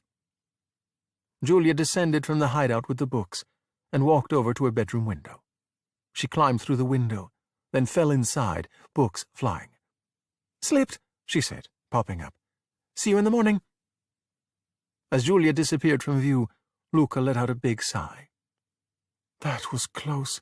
"I know," Alberto said. "Like how big was that dad human? That guy kills things for sure." "I thought we were going to die like 100 times," Luca said, realizing it might have been even more than that. "Hey, relax," Alberto said, trying to reassure his friend. "We're incredible at this humaning stuff." "Yeah," Luca said, thinking about it. "You're right." They sat there quietly for a moment. "Did you see me on the bike?" Luca said. "Julia said, 'Look up,' and then all of a sudden, I was riding it." Alberto nodded, but he didn't seem impressed. Yeah. Our Vespa's gonna be even better than a bike, though, because the moment we get it, we're out of here." "I can't wait," Luca said with a smile. He rolled onto his back and looked up at the bright lights sparkling in the night sky. Chapter 8. Daniela rose from the water and went out into the night in her land monster form, determined to find her wayward son. Lorenzo followed close behind. They looked around for any sign of land monster activity. The coast appeared to be clear. "How could my mother tell him about this town of bloodthirsty lunatics?" Daniela said. "I still can't believe he would do this," Lorenzo replied. "It's not like him." "Just keep your guard up," she said. "There's going to be land monsters everywhere." Then she turned around and saw a land monster standing right behind her. She went on the attack. First, she knocked the land monster onto the sandy beach. Then she started to smack the creature in the face. "Not today, land monster!" she shouted with all the fury she could summon. "Daniela," the land monster protested. "Wait, what? Ow, ow! It's me!" Daniela instantly realized her error. She hadn't recognized her own husband in his land monster form. "Ah, you scared the scales off me," she said, rubbing her husband's cheek. "Gosh, you're strong," Lorenzo said. "Ow!" "I'm sorry," Daniela said. "I'm just a little on edge." "No, I needed that. It really woke me up." Then Lorenzo took a look at himself and at his wife. "Wow, we look horrifying." Daniela examined her hair, which by land monster standards was quite nice-looking. "Ugh," she complained. "Gross. Come on, let's find our son." But before they could begin their search, they saw an actual land monster approaching this time. Thinking fast, they dove behind some rocks. At this rate, how would they ever be reunited with Luca? The following morning, Luca opened his eyes and saw a bird sitting on a tree branch. Water droplets dripped from the leaves, indicating a recent rain. Luca smiled, unaware that the rain had gotten all over the platform, causing him to transform into a sea monster. His expression changed when he turned over and saw Alberto, who was also in his sea monster form. Oh no, Alberto, wake up," Luca said urgently. "Huh? What?" Alberto said. "Ah, the sky's leaking." The boys heard a loud slam and stared at each other. Looking down at Julia's windows, they saw that the shutters were open. Julia was in the window, cupping her hands to her mouth. She proceeded to imitate the sound of a very loud, very obnoxious trumpet. Not knowing what else to do, the boys vacated the platform, trying to escape Julia's view. They disappeared behind the tree just as the back door opened and Massimo leaned out. He was holding a bunch of harpoons in his hand. Luca gulped as he and Alberto dried off before anyone could see them. Except someone had seen them. It was that cat. Machiavelli was sitting there atop the fence, watching them. He had seen everything. Luca knew that the cat knew what they were, which made him super anxious. "Oh, there you are!" It was Julia, and luckily both Luca and Alberto had changed to their land monster forms. Buongiorno," Luca said. "All right, ragazzi," Massimo said to the kids. "You want that entry fee? You gotta earn it. Julia, you make the deliveries." Julia grabbed a list from Massimo and hopped onto her fish cart bicycle. She pedaled away. "I'm on it," she called. "Already making him. Ciao! You two are coming with me, Massimo insisted. Luca gave Alberto a nervous look. But Alberto didn't seem to be nervous, or if he was, he didn't show it. Instead, he seemed fascinated by the multiple knives that Massimo had. "Which knife do I get, huh? Huh?" Alberto asked. "You don't," Massimo said. The water was calm as Massimo took his fishing boat out of the harbor. "Buongiorno, Massimo," an old fisherman said from a passing boat. "You'll keep an eye out for those sea monsters, right? We're all counting on you." Massimo grasped the harpoon, showing it off. "Don't worry, Tommaso. I've got my eyes peeled. They won't get away." Luca laughed again, more anxious than ever. He and Alberto were sitting in the back of the fishing boat. Even Alberto looked worried now. The wake from the other boat hit Massimo's, and the small fishing boat began to rock with the waves. Luca lost his balance and very nearly fell overboard. As the boys struggled to avoid falling into the water, Massimo seemed not to notice. He just hummed an opera and kept his eyes fixed on the sea. Another wave rocked the boat, and Luca was thrown to the other side. "Hey, this isn't a joyride," Massimo said. "Make yourselves useful." When they had boarded the boat, Massimo explained what he wanted the boys to do. They reached over and started to pull up some fishing nets. Luca couldn't help noticing that Machiavelli, who had unfortunately come with them, was watching his every move. The cat hissed at him. Alberto's attention drifted to Massimo, fascinated by the man's missing arm. "A sea monster ate it," Massimo said. Alberto looked horrified, and Massimo laughed. "Ma no, this is how I came into the world." Then Massimo pulled a fish onto the ship. "Not a great catch today." "It might be because we're over a haunted fish graveyard," Luca suggested. Massimo looked puzzled as Alberto jumped in. "We know it's not haunted," he explained. "The fish think it's haunted." Now Massimo looked really puzzled. "This time of day, most fish will be right about there," Alberto said, pointing somewhere in the distance. Massimo said, wondering if the boy had any clue what he was talking about. A while later, Julia rode her fish cart bicycle down to the marina. She pedaled furiously, trying to make the trip in record time. When she pulled into the marina, Julia skidded to a halt and checked her time. She shot her fist into the air and cheered, "New personal best!" Looking up, she watched as her father and the boys returned from their fishing expedition. She did a double-take when she saw the massive amount of fish they had caught. "Santo Pecorino," she said quietly, in awe. "Your friends do know fish," her father said, and he slapped Alberto on the back, nearly knocking him into the water. "Benissimo," Julia said. "Let's go sign up." Chapter 9. Daniela and Lorenzo found some land monster clothes hanging on a line to dry. Now that they were dressed to blend in, they approached the town of Porto Rosso. Okay. What's our plan? Think, Daniela," she said. "Hey," Lorenzo said. "Everything's always on you. I want to step up." You sure?" Daniela said skeptically. "Oh, yeah," he said, spying something. "I got this one." Lorenzo saw a kid sitting all by himself on the seawall, eating gelato.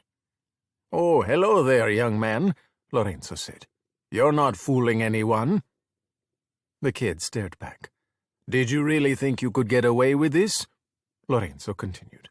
"Lorenzo," Daniela said through gritted teeth. Lorenzo." "You thought we wouldn't find you," Lorenzo said. And now the kid was looking pretty nervous. "Well, it's time for us to go home." "I don't think," Daniela said. But by then, Lorenzo had already pushed the kid right into the water. He was about to jump in after him when Daniela yanked him back. The kid was still a kid. He hadn't turned into a sea monster, let alone their son, Luca. And the kid was crying. "Let that be a lesson to you," Lorenzo said. Go, Daniela ordered. "Run, before its mother gets here." So they ran away. "It turns out I don't got this," Lorenzo observed. "No, but I do. I'll know my son when I—" Daniela gasped as they ran into the piazza. It was brimming with kids. "See him," she said, finishing her thought. "Oh, sharks." Giulia, Luca, and Alberto left the marina and headed straight for the piazza so they could stand in line and submit their entry to join the Portorosso Cup. There was a line of kids waiting to do the exact same thing, but it did nothing to dampen Luca's excitement. Something else was waiting to do that. Standing in the piazza was a woman dressed in an elaborate costume. Giulia looked at her and grabbed a box of pasta from a nearby display. She held the box so it covered the woman's face. On the back of the box was a picture of an elaborately dressed, mustachioed man, a man who looked very familiar to Luca. Giulia then lowered the box of pasta, revealing a mustache on the woman, just like the one sported by the man on the pasta box. With a flourish and much bravado, she said, "Fellow Portorossans, it is I, Giorgio Giorgioni, slayer of sea monsters and beloved purveyor of pasta." Luca was terrified. He gasped. That was the face on the pasta box. That was who the woman was pretending to be, the guy in the fountains and paintings they had seen. "Slayer of sea monsters," he said. "Phew, I could take him," Alberto replied. "Ah, that's just Signora Marsigliese," Giulia explained. "She works for Pasta Giorgio Giorgioni, the sponsor for the race." Watching the woman, Giulia sighed. "This is going to take forever." "The finest pasta in Liguria, at a price every family can afford." "Get to the rules," Giulia yelled. "Enthusiasm," Signora Marsigliese said. "Love to see it. To follow in my footsteps and win my famous race, your team must be the first to brave the treacherous waters of the bay, devour a mystery bowl of my delicious pasta, and ride to the top of Mount Portorosso and back." "That all sounds pretty hard," Luca said, sounding dejected. "Yeah," Alberto said. "Hard to lose. We're going to win." Giulia grabbed both Luca and Alberto by their heads and turned them so they faced all the kids who had lined up to enter the race. "I love your confidence," she said, "but the competition looks brutal this year." She gestured at a very tall girl with broad shoulders who was stretching. "Carlotta once outswam an angry dolphin," Giulia said. Then there was another kid with a really, really long tongue who was eating. "Danilo's fork skills are insane, but the biggest obstacle, as always, will be—" Right on cue, Ercole arrived in the piazza, with Ciccio and Guido right behind him. Guido was holding a sandwich for Ercole, as he usually did. "Champion coming through," Ercole announced. "Ciao, ciao, aye." The crowd parted, the kids shrinking away from the bully. "Ercole," Giulia groaned. Ercole walked to the front and put down his entry fee. "Aren't you a little old?" asked Signora Marsigliese. "Signora!" Ercole exclaimed in mock outrage. "I'm 16. "You said that last year." "But this year it's true." "You might want to save your money, ragazzi," Ercole said to the crowd. "This year, Ercole's gonna make it 6 in a row." Suddenly he noticed Giulia, Luca, and Alberto standing there, and he smiled. "I don't believe it. Spulia, you teamed up with these vagrants?" "Ignore him," Giulia said. "Oh, I wish for you that you could." "Unfortunately," Ercole said with a sniff, "I'm afraid your friends still need to pay the out-of-town weirdo tax." Then he snapped his fingers, and Ciccio took the money right out of Giulia's hand and gave it to Ercole. "Hey!" Giulia shouted. "Ercole, you have to give it back." "Ercole doesn't have to do anything," he explained. "He's the Portorosso Cup champion, number 1, and number 2. His life is amazing, and everyone loves him." "They don't love you. They're afraid of you." Ercole turned to the crowd, leaning in close. "Raise your hand if you love me." Terrified, everyone in the crowd raised their hand. "See? Everyone," Ercole said. Then he turned to Alberto. "Even you." Boop. Ercole tapped Alberto on the nose. But Alberto had heard enough. "Oh, that's it. Come on, Luca," he said. "Hey," Ercole laughed. "The vagrants want to fight? Wow, che bello." Luca wasn't so sure about this. Actually, he was sure that this was a terrible idea. "Alberto," he protested. "Silenzio, Bruno," Alberto said. "Remember, this is for our Vespa." But before any fighting could begin, Giulia wedged herself between the two groups of boys. "Stop," she said. Luca was afraid, but he raised his fists anyway to protect himself. "A Vespa?" Ercole said. "Trash like you can't ride Vespas." "Ercole, you're just afraid we're going to put an end to your evil empire of injustice," Giulia said, but frowned as she realized Ercole was saying her exact words at the same time she said them. It was a comeback she had used many times before. "Got anything new?" Ercole asked. "Yeah," Giulia said, her mind racing. "Here's a new one. You look like a catfish." The crowd looked at one another, not quite sure what that meant. Ercole definitely didn't know. So Luca jumped in. They're bottom feeders, and they also have two sad little whiskers," he said. A collective gasp rose up from the crowd. Then there was a loud, "Ooh." And then the laughter started. Even Guido snickered a little, but he covered his mouth just as soon as he started. Ercole was angry. So angry, in fact, that he removed the salami from the sandwich and smacked Guido with it. "Listen, Piccoletto," Ercole said, turning his attention to Luca. "I eat kids like you for breakfast. I dunk them in my cioccolata and Nyam, finiti." Ercole made a slicing motion across his neck. Then he leaned in and put an arm around Luca, which was way more intimidating than anything else he had done yet. "So, here," he said, returning Giulia's money. "Sign up. I'll make it my mission to destroy you." Luca felt his entire body go numb. "Ha ha ha," Ercole said, joking with the crowd. "It's gonna be some race, huh? Sorry, no autographs today." As he walked away, he pointed to a boy who still had his hand raised from earlier. You can put your hand down." Luca wanted to disappear. Then he felt another arm around him. Except this time, it was Giulia. "Ha ha, Luca! Bravo, we did it," she said. Luca wasn't sure what they had done exactly, but at least now he could breathe again. Giulia pulled him away, with Alberto right behind them. They approached a table, and Giulia placed her money down.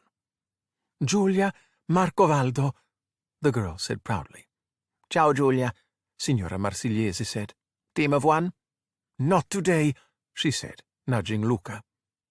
"Luca Paguro," he said. "Alberto Scorfano," said Alberto. Alberto sounded a little reluctant to sign up as a team, but the others were too excited to notice. Chapter 10. "Okay, ragazzi," Giulia asked as she set a big bowl of rigatoni in front of Alberto. "We have 1 week to train. Pronti? Ai posti? Via! Ready, set, go!" "I got this," Alberto said. He was just about to dig in when Luca walked over from Giulia's kitchen, setting down another bowl of pasta. It was spaghetti. "Wait, what?" Alberto exclaimed. Then came another plate, of fusilli. "Every year they change the pasta," Giulia said. "You have to be ready for anything. Could be cannelloni, penne, fusilli, trofie, even lasagne." Alberto shrugged and tried to play it off like it was all no big deal. He was about to shovel the pasta into his mouth when Giulia stopped him and handed him a fork. "And you have to use a forchetta. It's the rule." "Ugh," Alberto groaned. "Rules are for rule people." But the boy had no other choice than to eat with a fork. On that day, Alberto knew frustration. Luca wondered exactly how big the hill was that he was on. It seemed that he had been pedaling the bicycle up it for hours. In reality, it was probably a minute, maybe less. He turned and saw an old man walk past him carrying a bag of groceries. How was the man walking faster than he was pedaling? Luca sighed as Alberto and Giulia walked behind him. Eventually, impossibly, he reached the top of the hill. He took one look down and saw how steep it was. It was really, really steep. Holy carp, Luca said. No, I can't. Then Ercole rode by on his bicycle. I know. And remember, Piccoletto. Ercole repeated the slicing motion across his neck. Forza, Giulia shouted. Luca, don't let him get in your head. You can do this. Okay, Luca said, taking a deep breath. Silenzio, Bruno. Here we go. Then he pushed off, his bicycle picking up speed. Everything was going great until Bruno decided to start talking in his head, and suddenly Luca said, I can't. Hitting the brakes, Luca watched as the front wheel locked up. He tumbled over the handlebars. The bicycle hit the ground, and so did Luca, and unlike the bicycle, he didn't stop. Luca just kept rolling down the hill until he collided with a pushcart full of flowers. In that moment, Luca knew he did not like rolling down hills and hitting flower carts. A little later, the three friends headed down to the shore. It was time to help Giulia practice the swimming part of the race. Luca and Alberto were in a rowboat, keeping pace with Giulia. Luca tried to ignore the pain in his arms as he rowed. Alberto slowly rowed with the other paddle as they watched Giulia swim toward a buoy. I guess that's how humans swim, Luca said. Ugh, that's embarrassing, Alberto replied. In the distance, Ercole, Ciccio, and Guido approached in a small motorboat. Giulia noticed them instantly, and her eyes went wide as she watched the boat come closer. Ercole, she shouted. Go, go!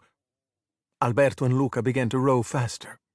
However, apparently Luca was rowing in one direction and Alberto was rowing in the other, because the rowboat just went around in circles. Luca, faster, Alberto ordered. Why aren't we moving? Luca asked, exasperated. Ercole's motorboat was even closer now, and drawing nearer every second. Ercole grinned broadly. It really seemed like he was going to run the boys down. At the last moment, Guido grabbed the wheel, turning the motorboat away to avoid a collision. The movement created a wave. The wave missed Luca, but it struck Alberto. He immediately turned into a sea monster, so he ducked down into the boat. Ercole turned to Guido, furious. Guido, he said, his anger boiling over. I slipped, Guido insisted. Ciccio, slap Guido, Ercole commanded. Again, like you mean it. Giulia swam over to Ercole, shouting, Ma sei scemo, Ercole! Luca knew he had to hide his friend, and did his best to cover him with a tarp, but all he succeeded in doing was hitting Alberto in the face and knocking him into the water. Huh? Ercole said, looking over at the boat with only Luca sitting in it. Where did the other one go? Suddenly something broke the surface of the water. Huh? Cosa? Ercole said, distracted for a moment. But before he could do anything, an angry Giulia tipped Ercole's boat over, toppling him. Ercole, che cavolo stavi pensando, eh? She screamed. Ercole's sweater fell into the water, and the young man fished around for it. Sei matta, Giulia! It is wool! It cannot get wet! Ciccio, make it dry, subito! With Ercole distracted by his urgent sweater situation, Luca was able to reach over the side of their boat and pull Alberto aboard. Unfortunately, Giulia also chose that moment to come aboard. Luca? Alberto? She said. Luca quickly threw the tarp over Alberto, and this time he didn't knock him into the water. Are you okay? She asked. Alberto dried off as fast as he could. He transformed back into a land monster before Giulia noticed. We're good, Alberto said. Good, good, good. Well, I think that's enough training for today, Giulia replied. As the kids began to row home, Ercole finally looked up from his wet sweater. Ah, Ciccio, the motor! They are slowly getting away. Ciccio fumbled with the motor, failing to start it. Guido, slap Ciccio, Ercole shouted. Per mille sardine, with contempt. While Guido reluctantly slapped Ciccio, Ercole watched Giulia, Luca, and Alberto make their getaway. Almost immediately upon their arrival at the piazza, Daniela thought she saw Luca. She ripped the hat off the boy. only to find that it was, in fact, not Luca. She moaned, disappointed, as she watched a group of kids play soccer. The ball soon rolled over to Daniela, and she looked at it. "Hey, over here, kick it," a kid said. And Daniela kicked the ball. It was a really good kick, so good that it hit a little girl and knocked her right into the fountain. "I have an idea," Daniela said. Lorenzo called after her, but she ignored him. She walked over to a group of kids and asked, "Can I play too?" She started to play with them. She was super competitive. Almost immediately she stole the ball from one of the kids and hip-checked them into the fountain. "Oh, okay," Lorenzo said, taking a step back.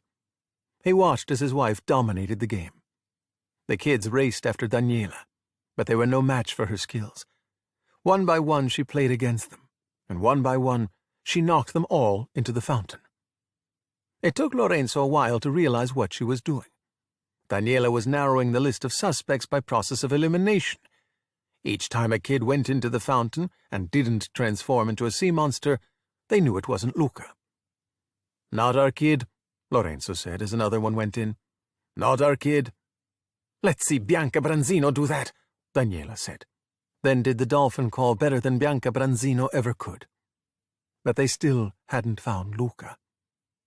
"Where could he be?" Daniela wondered, catching her breath. "Well, at least you won," Lorenzo said, finding the bright side. "I think. We just gotta keep looking," Daniela said, determined. Luca and his friends had just reached the piazza. Luca could have sworn he saw his parents. Noticing that her friend had stopped, Giulia grabbed him and guided him along with Alberto toward her yard. Luca shook his head, trying to make sense of what he had just seen. "Good effort, team," she said. "You've earned your pasta tonight." "Can I please eat with my hands?" Alberto begged. Chapter 11. All through dinner, Luca had been quiet, quieter than usual. Alberto was thoroughly disappointed that he had to eat dinner with a fork. He was in no danger of earning the title Fork Master, which wasn't even a real title, but he was getting better. After dinner, Luca and Alberto retired to Giulia's hideout in the tree. At last, Luca spoke. Alberto," he said nervously. "I think I might have seen my parents." "No way," Alberto said. "I told you, they're not coming here." "But what if they did? They're gonna send me to the deep." Alberto shook his head. "Listen, relax. It's never gonna happen." Suddenly Giulia appeared. "All right, boys, pretty good today, but let's talk technique." In the yard below, Massimo looked up at the hideout. "Hey, ragazzi," he said. "I need some help with the nets." He pointed at Alberto. "You, the big strong one. Andiamo." Alberto didn't want to leave Luca, but realized he had to. "I'll be right back," he said, then ducked off the platform and down the tree. He followed Massimo out of the yard. Giulia could see that something was off with Luca, so she said, "Hey, we're gonna win, and you'll get your Vespa. Why do you want a Vespa again?" "Oh," Luca said, pondering the question. "Because it'll be amazing. Every day, me and Alberto are gonna ride someplace new, and every night we'll sleep under the fish." He pointed at the bright lights in the dark sky. Giulia arched an eyebrow. "The fish," she said, playing along. "Good. How about you? What'll you do when you win?" he asked. Giulia smiled. Oh, I'll get up in front of everyone and say, 'I told you I'd win.'" "Yeah!" Luca cheered, then looked confused. "And then what?" "Well, that's it," Giulia said. "Look, during school, I live with my mamma in Genova, and every summer I come here, and everyone thinks I'm just some weird kid who doesn't belong." "I think I know how you feel," Luca said. Giulia was relieved to finally have someone to talk to who understood. "Right? That's why we gotta win. The town will cheer our names. Ercole's life will be ruined." Luca stared at her. "Sorry, too much? My mom says sometimes I'm too much." "No way," Luca said. "Not for me." Giulia laughed as they looked up at the stars together. "You know those aren't fish, right?" "Of course they are," Luca insisted. Alberto told me all about it. Come with me, Julia said. They left the hideout, and a few minutes later, Julia had them climbing up onto a rooftop. Then she and Luca began to walk along the rooftops of Portorosso. She jumped effortlessly from one to the other. Luca, afraid at first, followed, surprising himself. Crossing her neighbors' houses, Julia eventually took Luca to a rooftop that had a little platform. And on that platform was a long metal tube on 3 legs. "This is a telescope," Julia explained. "Old man Bernardi lets me use it. It makes faraway things seem close. Look." She directed Luca to the telescope. He bent and peered through the opening. Inside he saw a cluster of brilliant lights in the sky, none of which resembled fish in the slightest. "See any fish?" she asked. "Then what are all those?" Luca asked. "Stars," Julia said. "Like the sun, giant raging balls of fire." Luca thought for a moment. "So, Alberto was wrong? And stars are circled by planets," Julia continued. Luca was beyond excited. He stared up at the sky, trying to take it all in. Then Julia handed him a book called L'Universo. It was filled with brilliant pictures of the stars and planets. Turning back to the telescope, Julia searched for something in the sky. "Look," she said, showing Luca. "That's Saturno. It's my favorite." The planet appeared to have rings around it. Rings! Luca imagined what it would be like to actually run on those rings. Later that night, Luca sat in Julia's room, poring over her school books. He couldn't believe all the amazing facts they contained. "And we're all on a big round rock, floating around a star in the solar system?"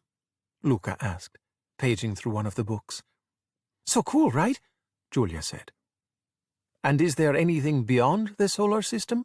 he asked. "Only a galaxy full of solar systems." "Then what?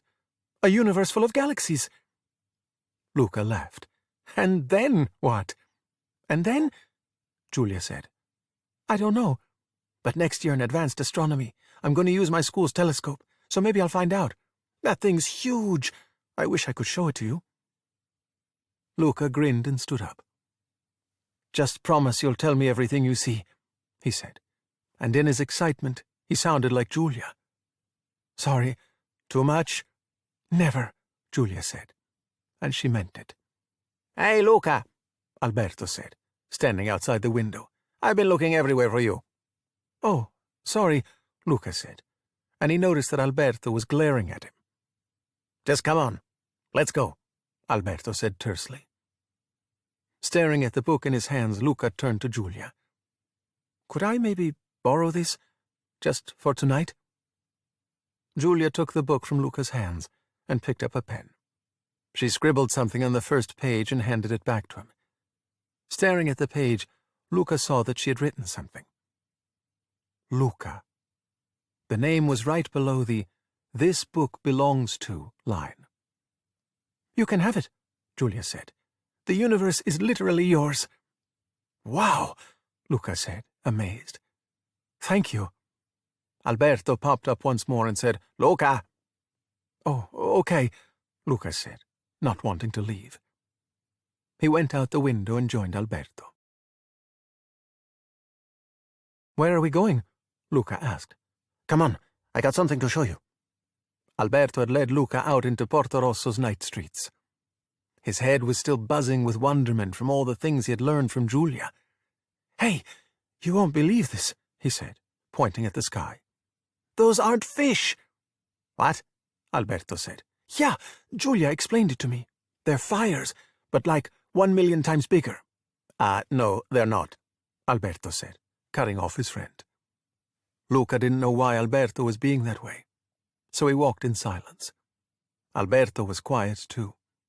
At last they reached their destination, the mechanic's garage they had visited the other day, the one with their Vespa.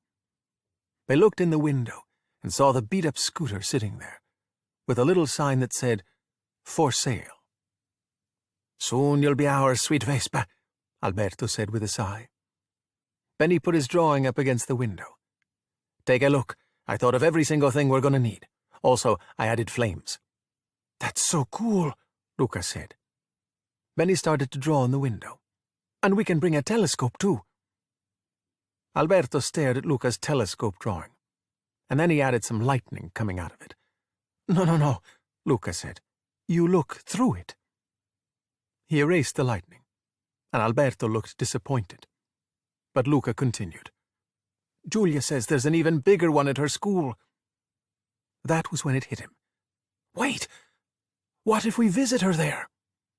Why would you want to do that? It kinda sounds interesting, Luca said. Alberto wasn't having it. The whole reason we're getting a Vespa is to live on our own. We don't need school. We don't need anybody. Couldn't we just try it? Luca asked. Just for a few days? Luca, sea monsters can't go to school. What do you think is going to happen when they see your fish face? Before Luca could answer, something long and metallic slammed into a nearby sculpture of a sea monster. It was a harpoon. Someone had just thrown it. That someone was Ercole. Chapter 12. Hey, look who it is, Ercole said, his voice full of mock camaraderie, and with no Julia to hide behind. Luca watched as Ercole approached in the dark, Ciccio and Guido right behind him.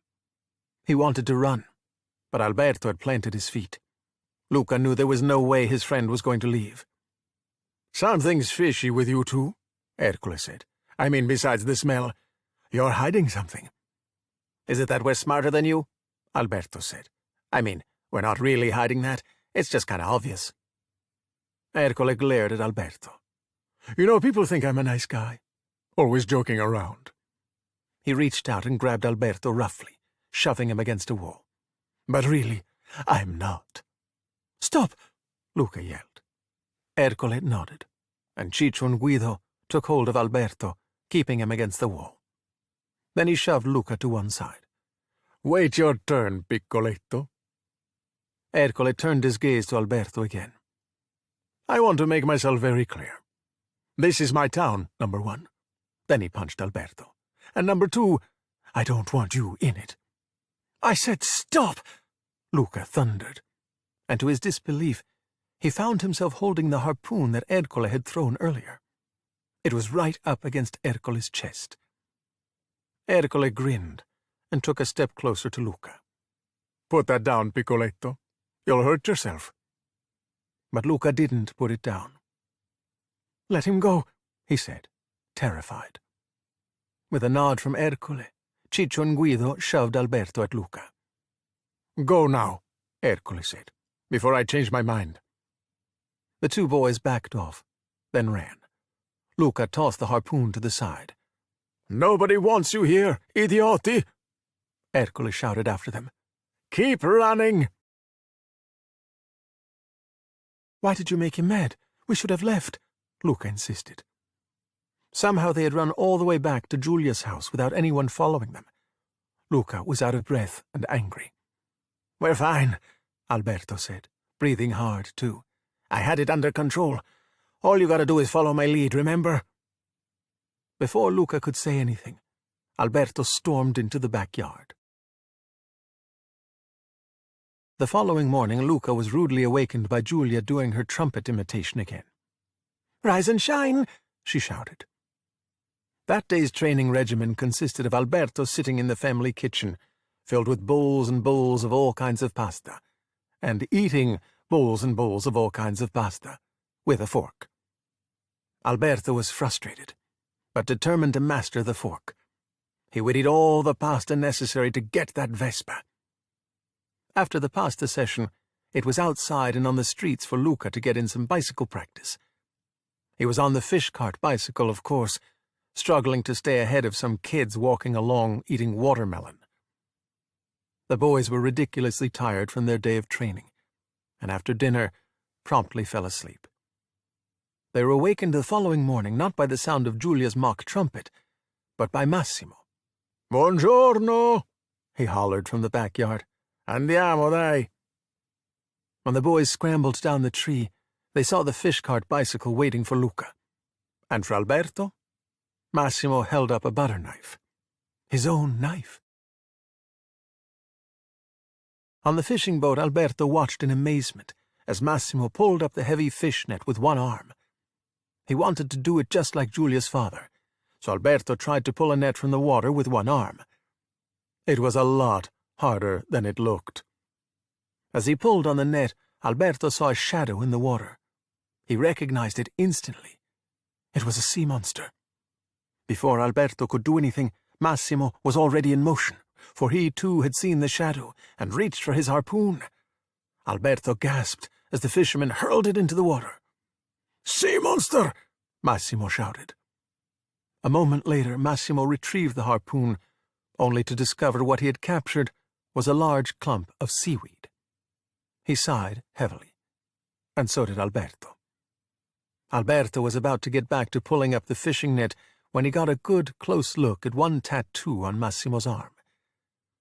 It was a sea monster, getting harpooned. "Rise and shine! Only 2 days to the race!" Luca could have sworn he heard Giulia calling to him and Alberto from her window. But then again, he was so tired, it could just as easily have been some kind of waking dream. He resolved to get back to sleep even harder than before. Unfortunately, Giulia, who had actually called them, wouldn't be so easily deterred. She marched right into the backyard and practically dragged both boys down from the hideout and into the house. Once inside, she handed the two zombie-like boys each a cup of hot, steaming something. "Espresso," Giulia said. Like robots, the boys took the cups. With one sip of the super-strong coffee, they perked right up. From that moment on, training intensified. Luca was poring over the pages of a book called Advanced Techniques in Cycling. But he wasn't just reading it. He was cycling. At least, he was pedaling. Upside down, lying on his back. Nearby, Alberto was exercising his pasta-picking-up arm muscles using Machiavelli as a reluctant weight. As Giulia looked around, she began to think they really had a shot at winning this thing. And for once, she wouldn't be doing it alone. Another day went by, and Luca was once again training on the bicycle. This time, he was out on the streets of Porto Rosso. More confident than ever, Luca pedaled furiously, passing a group of kids eating gelato. Someone else was watching Luca. Ercole. When the gelato kids called, "Go, Luca, you got it!" Ercole grimaced. "Hey, don't cheer for him!" Ercole screamed as the kids ran away in fear. "Ugh, a casa." That night at dinner, Alberto was having a really rough time. He struggled to get pasta on his fork. It kept slipping off. The plate of spaghetti might as well have been a mountain, and he cursed the horrid thing. Massimo noticed, and he patiently showed Alberto the precise way to twirl the fork and wrap the pasta. Alberto sighed, then imitated Massimo's motions with the fork perfectly. His eyes lit up when he saw that he now had a massive forkful of twirled spaghetti. Victory! He shoved the spaghetti into his mouth and looked at Luca to share his joy. But Luca didn't notice. He was too busy reading a book with Giulia. Narrowing his eyes, Alberto grunted and returned to eating. The next day, Daniela and Lorenzo once again wandered through the piazza, searching in vain for their son. They sat down at the fountain, feeling completely hopeless. "I don't know, Lorenzo," Daniela said. "Was I too hard on Luca?" "No, you were just trying to keep him safe," he said. "It's my fault. I wasn't paying enough attention to him." "But I was the one who tried to send him away," Daniela insisted. "I just never in a million years would have thought he'd do this. It's like I don't even know who he is." As her voice trailed off, Daniela stared into the distance, her eyes growing ever wider. There was a boy, pedaling a bicycle, with another boy and a girl. "Dai, forza! You can do it, Luca!" said the girl on the bicycle. "Go, go!" The boy on the bicycle looked just like... "Luca!" Daniela cried. Daniela took off running after the bicycle. Lorenzo was right behind her. But as fast as she could run, Luca on the bicycle was faster. He went down a side street and was gone. Chapter 13. "Where are we going?" Julia asked. Luca had turned the bicycle onto a different street. He thought for a second and said, a shortcut." Julia looked at Luca, impressed. "Steeper, rough terrain. I like it." Alberto rolled his eyes. "Why aren't you training?" Julia asked Alberto. In response, Alberto pulled a big clump of pasta from his pocket and shoved it into his mouth. "I'm always training," he mumbled around the food.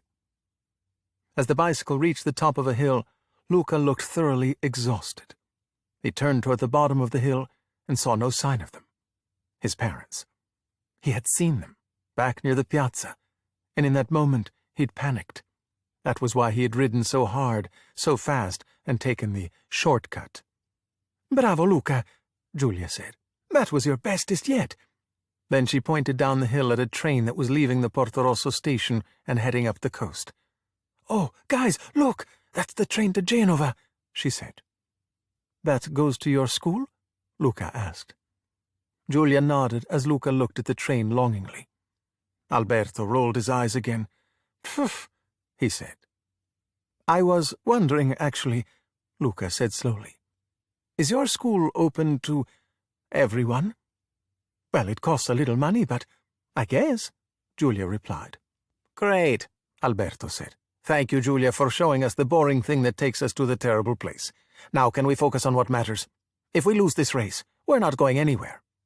Luca grasped the handlebars of the bicycle a little tighter and looked down the hill. "Santa Mozzarella, the downhill," he said softly. "I know it looks scary, but here's what you need to know," Julia advised. "Would you stop bossing him around?" Alberto said, interrupting her. "What is your problem?" Julia demanded. "I'm his friend. I know what he needs," Alberto insisted. "Oh, yeah? Well, then what does he need?" Alberto moved in front of Luca on the bicycle and said, "Me. We'll just ride it like we did on the island, together. Andiamo." Alberto pushed off, taking everyone by surprise. The bicycle started down the hill, wobbling, weaving left and right, as Julia and Luca shouted, "No!" and "Alberto, stop!" The bicycle was totally out of control, going way too fast. But whenever Luca protested, Alberto just said, "That's Bruno talking." "No, I'm pretty sure that's just me," Luca replied. But Alberto wouldn't break for anything, and when Luca tried to take control of the bicycle, they ran into someone playing chess. The boys continued to fight over control of the bicycle, and this time they smashed into a guy carrying a crate full of lemons. Both Luca and Alberto ended up with a lemon in their mouth. Just as they spit out the lemons, the bike came to a cliff, and then it went over the cliff, where it hit the sea, with a resounding splash. "Porca paletta, what was that?" Ercole wondered aloud. He had just heard the splash. Ciccio ran over to the water to scout things out. Ciccio shrugged, then offered Ercole a bite of sandwich. Ercole knocked the thing out of his hands and barked, "Not now, Ciccio." He rose from his seat, harpoon in hand. "Eyes on the water. Move, move." Julia had already reached a railing above, but Luca and Alberto were still underwater. Luca could see that Julia was looking around in a panic, trying to find them. But he also knew that he couldn't let her see them like this, like sea monsters. Reluctantly, he swam off, down the coast, away from Julia. Alberto followed. A little while later, Luca surfaced, and then Alberto's head bobbed up. "Look," Alberto said, trying to explain his behavior. "I was just trying to show you how to do it right." "You don't know how to do it right," Luca shot back. They walked out of the water and onto shore. As they dried off, they transformed into their land monster selves. "I got us down the hill, didn't I?" "You crashed into the sea." "It's fine," Alberto insisted. "Nothing's fine. My parents just saw me." "Luca, your parents aren't here." "You don't know what you're talking about." Alberto shook his head. Look, this town is making you crazy. We just need to win that Vespa, and we get out of here. Then he put his arm around Luca, attempting to make peace. But Luca wasn't having any part of it, and threw his arm off. It's not going to be any different. I don't want to, Luca said. Then summoning his strength, I want to go to school. That again. We can't go to school. You're just afraid you can't do it. I'm not afraid, Alberto said. You're the one who gets afraid. He shoved Luca. Luca shoved back. Shut up, he said. Then the fighting started. What happens when she sees you? Alberto gasped as he got Luca in a hold. When anyone sees you. Luca shoved Alberto off, but before the fight could resume, Giulia came running over. You're alive, she shouted, and hugged them both. Hey, you're never allowed on my bike again. Stick to food, big guy. Giulia was just glad to see the boys, and was trying to make light of what had happened before. But she immediately sensed that something was wrong between them. What's going on? She asked. Nothing, Alberto said. Let's just get back to training. Actually, we have something to ask you, Luca said. We were wondering if we could come with you to your school. Giulia couldn't believe it. Santo Pecorino, that's the best idea ever. Yes, of course. Alberto was fuming. That was it. Giulia, your school, does it take all kinds of people? I mean, what if some of them were not human? Alberto? Luca said, utterly afraid that his friend was going to say something rash. What if some were, I don't know, sea monsters? Sea monsters? Giulia repeated, not getting it. I doubt your school would even accept sea monsters, right? Oh, Luca said, erupting in a fake laugh. Ha ha! That's a weird joke, Alberto. Yeah, I know, it's kind of hard to imagine, Alberto said. So let me just show you. And Alberto fell into the water. Luca screamed, No! But it was already too late. Giulia was annoyed. Oh, come on, we don't have time to goof around. But Luca told her to wait. A moment later, Alberto came out of the water. As a sea monster. Instantly Giulia was afraid. Don't hurt us, she shouted. See? Alberto said, happy to be right. I knew this would happen. Sea monster! Luca screamed, pointing at Alberto. Luca? Alberto asked, confused. There were tears in Luca's eyes as he shook his head. Giulia positioned herself between Luca and Alberto and said, Stay back! Whatever it was that Luca was trying to do, he picked a really bad time to do it. Because at that moment, Ercole and his friends heard the shouts of, Sea monster! And ran to see what was going on. As they emerged over some rocks, harpoons in hand, Ercole shouted, Sea monster! There it is! Ercole charged toward Alberto, screaming, Ragazzi, now! Alberto shot Luca a look of utter disappointment and misery, then dove into the water. Ercole aimed his harpoon, throwing it into the sea. No! Luca yelled. But the harpoon missed, and Luca could do nothing but watch as Alberto swam away. Gah! Ercole said, then turned to face Luca and Giulia. Idioti! You let it get away! Then looking at Ciccio and Guido, he said, To the boat. We're gonna kill a sea monster. Giulia and Luca stood on the shore, watching as Ercole and his friends ran off. Chapter 14. Ah, there you are. I made your favorite, Massimo said, holding a large pot full of pasta.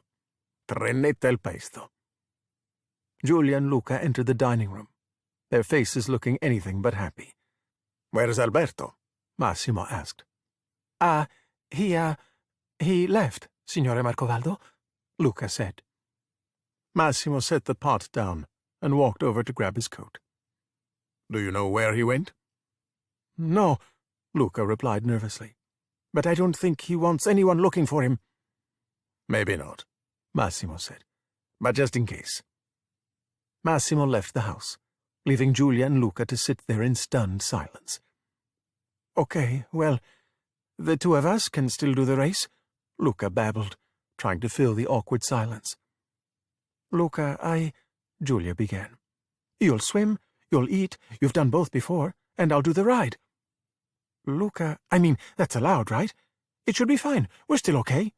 Luca!" But Luca kept babbling. Finally, Julia grabbed a glass from the table and splashed some water onto Luca's hands. They transformed. "Sleeping under the fish," Julia said, gritting her teeth. "Now I get it. I can explain," Luca said. "Of all the places for sea monsters to visit, Porto Rosso? Have you seen this town?" Julia pointed at the harpoons on the walls. "My father hunts sea monsters. Ugh, what were you guys thinking? Luca, you have to get out of here." Julia pushed Luca toward the door. "But I thought we were underdogs," he said. "Do you think I want you to leave?" Julia replied, anguish in her voice. "This is the happiest I've... Look, it's just not worth it." "You don't understand." "No, I don't," Julia said. "Risking your life? For a Vespa?" "My parents were going to send me away," Luca said, near tears. "I was never going to see him again. That's why we did all of this."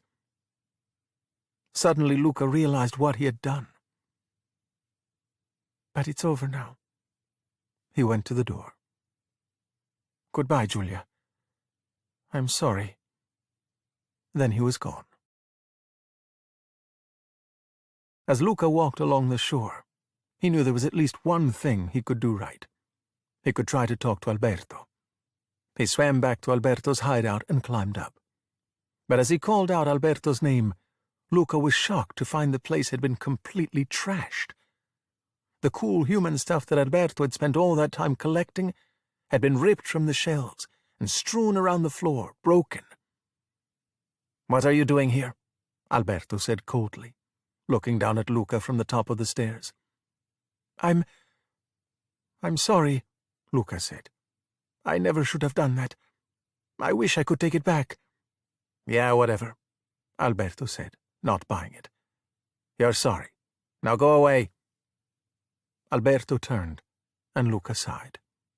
He stared at the wall where the Vespa poster had been, only to see that it had been torn away. And behind it, there were little tally marks on the wall that Luca hadn't seen before. "What are those marks on the wall?" Luca asked quietly. When he wouldn't answer, Luca became more insistent. "Alberto, tell me what they mean." "I started when my dad left," Alberto replied. Luca couldn't believe it. "You were living here alone for that many days?" "I just stopped counting after a while. He said I was old enough to be on my own," Alberto said quietly. "I just thought maybe he'd change his mind. Honestly, though, I get it. He's better off without me. You are too." "That's not true," Luca said. "Yes, it is. You're not like me. You're the good kid, and I'm just the kid that ruins everything." "Silenzio, Bruno!" Luca shouted. "That's just a dumb voice in your head. You taught me that." "Well, I was wrong," Alberto said. "And getting a Vespa, seeing the world." Alberto exploded. "Just let it go, okay? Look, you and I should never have been friends in the first place." "Don't say that. Alberto." "Get out of here," Alberto screamed. "I'm not going to tell you again." Luca began to cry, but he refused to give up. "Okay, I'll go. I'll go win the race." "What?" Yeah, and then the Vespa will be ours, and we'll ride away together," Luca continued. "Luca, that's crazy," Alberto said. "Well, maybe I'm crazy." Then Luca ran right off the roof, shouting, "Take me, gravity!" He landed in a heap on the ground. He looked up and saw Alberto staring back at him. "What are you doing?" Alberto asked. "I'm okay. I'll be back tomorrow. I'm gonna fix this," Luca said, running off. Chapter 15. The day of the race arrived, and Luca had a plan. "You want to split up your team?" Signora Marsigliese asked, incredulous. Luca stood at the registration table, holding a rusty bicycle encrusted with barnacles. "Yes, if it's allowed," he said hopefully. "Luca!" He turned to see Julia, who was on her way to the starting line. She ran over to him. "What are you doing here?" "Don't worry," Luca said. "We'll race separately. You won't get in any trouble." "You can if you want," Signora Marsigliese said with a shrug. "But I don't recommend it." Before Julia could stop him, Luca ran off. "Thank you," he called out. "But how are you gonna— what happens when— You can't swim!" Julia shouted at Luca. Julia looked back at Signora Marsigliese, who gazed at her sympathetically. "Alone again," she said. Julia scowled. Daniela and Lorenzo were still wandering the streets of Porto Rosso looking for their son. They had spotted Luca a couple of times, but hadn't come close to actually talking to him. Suddenly the priest grabbed them and pinned ribbons on their chests. Then he shoved them down behind a table. "Volunteers," the man said. "You're late." Then Daniela looked at the table and saw rows of water cups. Apparently this was all set up for the big race they'd been hearing about, the one that was happening today. The priest must want them to be judges of some kind. This was perfect. "1 cup for each kid," the priest said. Yeah, 1 cup per kid. Got it," Daniela replied.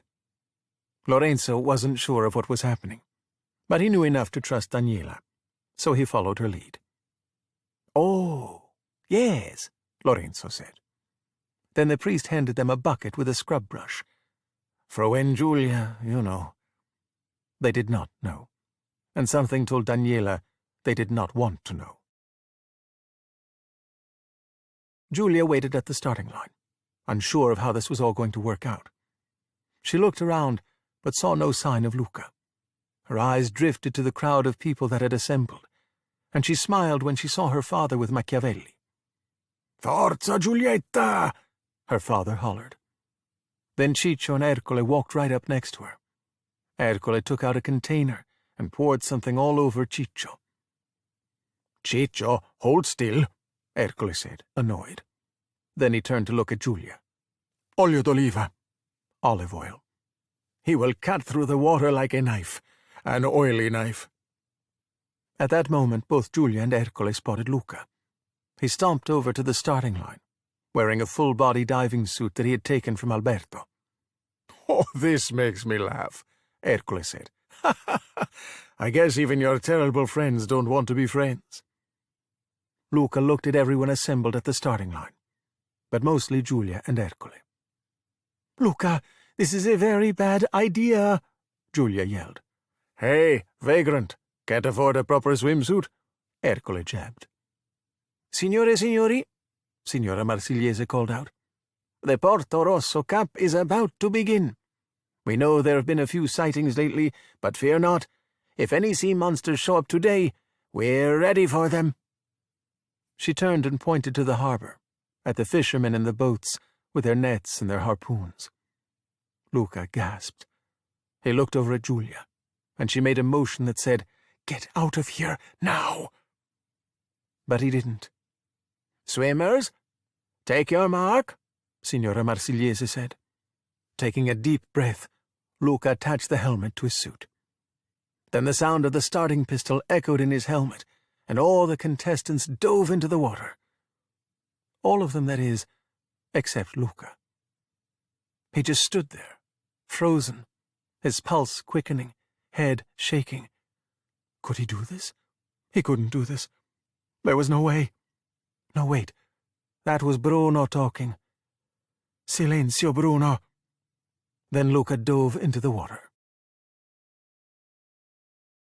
Julia was determined to win the race, and was swimming with all the heart she had to give. But Ciccio was ahead of her, and the other competitors too. She wondered if maybe that olive oil really did give him an advantage. But then she noticed that fish started to swarm around Ciccio, and they weren't leaving him alone. Aha, Julia thought. The olive oil must have been attracting the fish. Maybe they were hungry. Maybe they would eat Ciccio? There was no way they could be so lucky. Behind her, and behind everyone else was Luca. He was also underneath them. The heavy diving suit he wore was meant not for swimming, but for walking on the ocean floor. So there he was, trudging along. No matter how much effort he put in, no matter how hard he tried to move forward, he just couldn't keep up with the group. Even worse, Luca noticed that the suit had developed a leak. He picked up the pace, exerting even more effort. Above, Julia had rounded the buoy and was already swimming back to shore. She passed Ciccio, who was having great difficulty in the water now, as fish were nipping at his skin. The fish actually were trying to eat Ciccio. Ciccio freaked out. The fish were really only nipping at him a little, in a way that couldn't possibly do him any harm, but Ciccio didn't seem to realize this. Julia was the first one out of the water, and she ran right past Ercole. He looked back at the water and screamed, "Swim, Ciccio! Come on, swim!" Running right to the pasta stage, Julia sat herself down, ready to go. The surprise pasta was unveiled, a narrow, flat noodle, and she exclaimed, "Ha ha! Trenette!" Meanwhile, beneath the surface, Luca's suit was filling with water as he continued to move forward, one soggy step at a time. Back on the shore, the judges were getting nervous. They knew that Luca was still in the water, and they weren't sure what to do. Maybe it was time to go in after him? They were just about to send people in to fetch him when he finally emerged from the water. He slogged his way past Ercole, who, of course, being a complete jerk, tripped him. Luca fell and ducked under a table. He wiggled his way out of the heavy diving suit and used the tablecloth to dry himself off. A moment later, he transformed into his land monster form and took a seat at the table. He was sitting next to Julia. She rolled her eyes at him like she couldn't believe what he was doing and how dangerous it was. Luca stared at the plate in front of him, piled with pasta that looked like wide ribbons. He tried to get some on his fork, but it just wasn't working. Come on, he said. Julia was eating as fast as she could, her mouth crammed full of pasta. She watched him fumble with the fork. She couldn't take it anymore, and in a very exaggerated way showed him how to twirl the pasta around the fork to eat it. "Thank you," Luca said. "Don't thank me," Julia said, her mouth still full. And just then Ciccio emerged from the water, screaming because little fish were still hanging on to his oil-soaked skin, still nibbling. "Stop crying! Tag Guido!" Ercole yelled as Ciccio screamed. "Imbecile!" Ciccio managed to do that as Ercole pushed Guido over to the pasta competition. "Andiamo! Run! Run!" Guido sat down and started to eat like a maniac. But Julia had already finished. She slammed her fork onto the table, and the crowd went wild. Alberto sat there in his hideout, looking out the window. In the distance, he could see Porto Rosso. He knew the race was happening right now, the race that he was supposed to be taking part in, along with Luca and Julia. Yet here he was, sitting in his hideout, alone. His eyes drifted to the sky above, and he noticed the dark clouds rolling in. A storm. With the storm came rain. Alberto groaned. "Finito!" Julia cried as she stood up from the pasta table. Immediately she grabbed her stomach. She hobbled over to the bicycles, groaning with each step. Ercole glared at her angrily as she got on and rode off. "Per mille cavoli!" Ercole screamed. "Guido! Faster!" And faster was exactly what Luca was trying to be. He was stabbing and twirling pasta as quickly as he could and eating it as he watched the other kids finish their dishes, stand up, and tag their partners for the bicycle portion of the race. Luca was way behind. But if there was any saving grace to this situation, so was Ercole. There he stood, forcefully shoving pasta into Guido's mouth. "Easy, idiota! Più veloce!" Guido groaned in response. Another kid who had just finished eating, face covered in pasta sauce, was slumped against a wall. He pointed at Ercole and Guido. "Hey, that's not allowed." "He's done," Ercole announced, ignoring the kid as he slammed the fork onto the table, picked up Guido's hand, and used it to slap his own hand, tagging Ercole into the race. Ercole sprinted to his bicycle and got on. and in last place, Luca managed to slurp up the final piece of pasta on his plate. He high-fived himself, dropped the fork, and ran to his bicycle. Then he let out a loud burp and rode off. Chapter 16.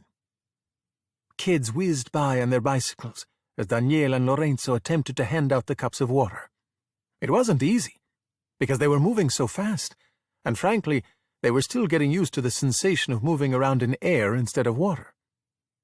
"He's got to be here somewhere," Daniela said, scanning the competitors. "Thirsty? Water, anyone?" Lorenzo said, trying to do his job. But the kids recognized Daniele and Lorenzo as the adults who had been ambushing and splashing them for days. They dodged the water cups, shouting and yelling, "Not again! Please don't! No!" At last, Daniela spotted a kid at the end of the racers. "That's him," she said, her voice rising. "Luca! Stop!" The couple lunged for him, but Luca screamed and swerved away from his parents. "Sorry, Mom. Sorry, Dad," he called out as he pedaled on. "I have to do this." They ran after him, but Luca was much too fast. "Get back here right now!" Lorenzo yelled. Daniela was too impressed by her son's amazing bicycling abilities to yell. "Wow, he's fast," was all she could think to say. Luca was tearing up the streets, making up the ground he had lost from the swimming and eating portions of the competition. He passed one racer, and then another, and another.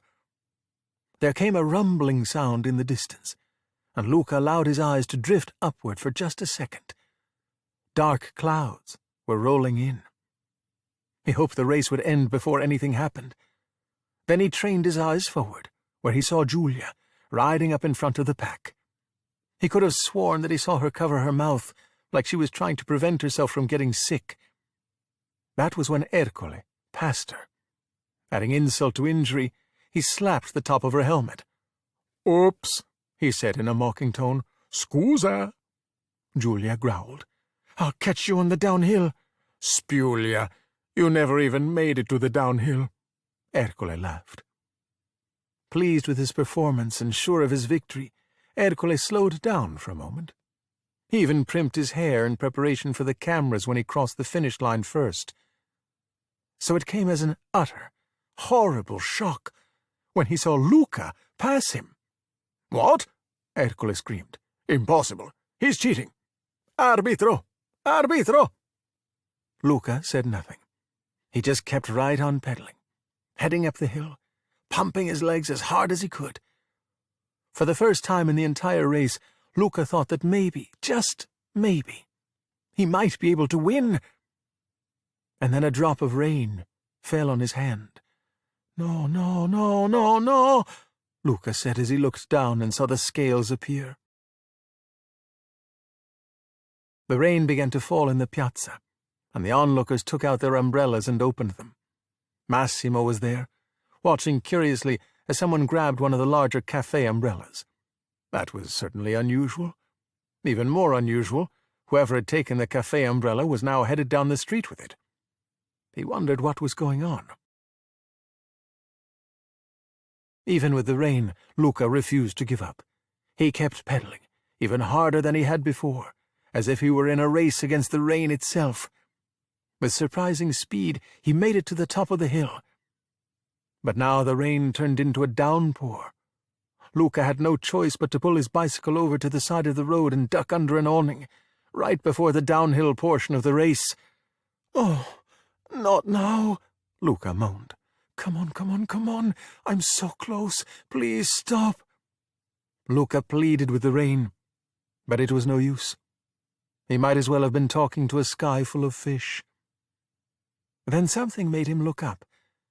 He saw Alberto running toward him, carrying a huge umbrella, like one they'd seen at the cafes down at the piazza. "Luca," he called, "just stay right there." "Alberto," Luca said, stunned. "I'm coming for you." At that moment, Ercole came over the hill on his bicycle. He slowed down when he saw Luca under the awning. "What's wrong, Piccoletto? Afraid of a little rain?" But Ercole wasn't done yet. "And there's the other one. For the last time, you two don't belong here. Get out of my town." Ercole rode by and kicked Alberto, knocking him over. The umbrella went flying as Alberto rolled toward Luca. He got up right away, but it was too late. He had already gotten wet, and was now revealed to be a sea monster. Ercole suddenly stopped. "Ah!" he screamed. "Sea monster! Right there!" The crowd gasped at the sight of the sea monster in their midst, and so did the other racers. Ercole yelled down the hill, "Ciccio, my harpoon! Veloce!" Luca looked at Alberto. He was still under the awning, dry, looking at Alberto in his sea monster form, standing in the rain. Giulia had now joined them on the hill and saw what was happening. She hit her brakes. Luca looked at Alberto and took a step toward him. "No, stop," Alberto said, and backed away. "Just stay there. You're still okay." Then he looked at the crowd and ran at them, shouting, "Andiamo!" "Alberto, wait!" Luca yelled. But there was nothing he could do to stop his friend now. Cries of "Sea monster!" and "Stop that thing!" erupted from the mass of people. Several people in the crowd threw a net, capturing Alberto, who fell to the ground, helpless. "Don't let it get away!" someone yelled. "No," Luca said, and with great determination he pedaled his bike out into the rain. Immediately, he transformed into his sea monster self. It was the first time that Giulia had seen Luca as a sea monster. "Santa Ricotta," she said. Luca rode right through the crowd that had gathered around the trapped Alberto. Then he held out his hand and pulled Alberto onto the bicycle. "What?" Ercole shouted, unable to process what was happening. Luca pedaled down the hill as Alberto tossed the net aside. "Oh, you really are crazy," Alberto said. "Yeah, and I learned it from you," Luca replied. Alberto hugged Luca. "Let's get to the water," Luca said as they rode past Ercole. A second later, Ciccio handed a harpoon to Ercole. "No, Ciccio," Ercole yelled, angry at his friend's lack of timing. He raced down the hill after Luca and Alberto, harpoon in hand. Giulia was right behind them. Chapter 17. "Out of the way!" Ercole shouted, hot on the heels of Luca and Alberto. One way or another, he was going to get those sea monsters. He hoisted his harpoon, ready to throw. This was the moment Ercole had been waiting for. Alberto glanced over his shoulder and saw what was coming. "Luca," he said, and forced his friend to swerve, suddenly going off course. The bicycle veered right into an apartment, over a balcony, and down a flight of stairs.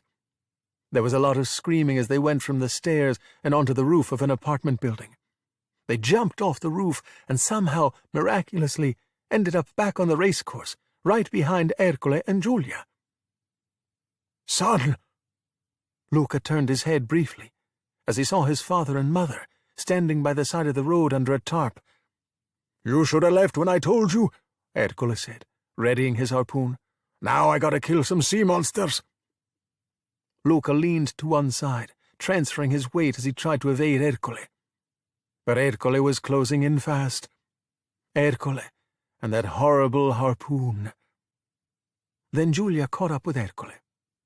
"So long, evil empire of injustice," she muttered. The next thing Ercole knew, Giulia collided with him, and their bicycles went flying. Ercole let go of the harpoon as they crashed and hit the ground. Giulia sat up, woozy, and gave Luca and Alberto a thumbs up. Then she grabbed her arm and held it close to her body. She was hurt. Luca knew what he had to do. He hit the brakes, and the bicycle came to a halt. Massimo stood in the crowd in the piazza, staring at the sea monster boys in astonishment. "Mostri marini! Give me that!"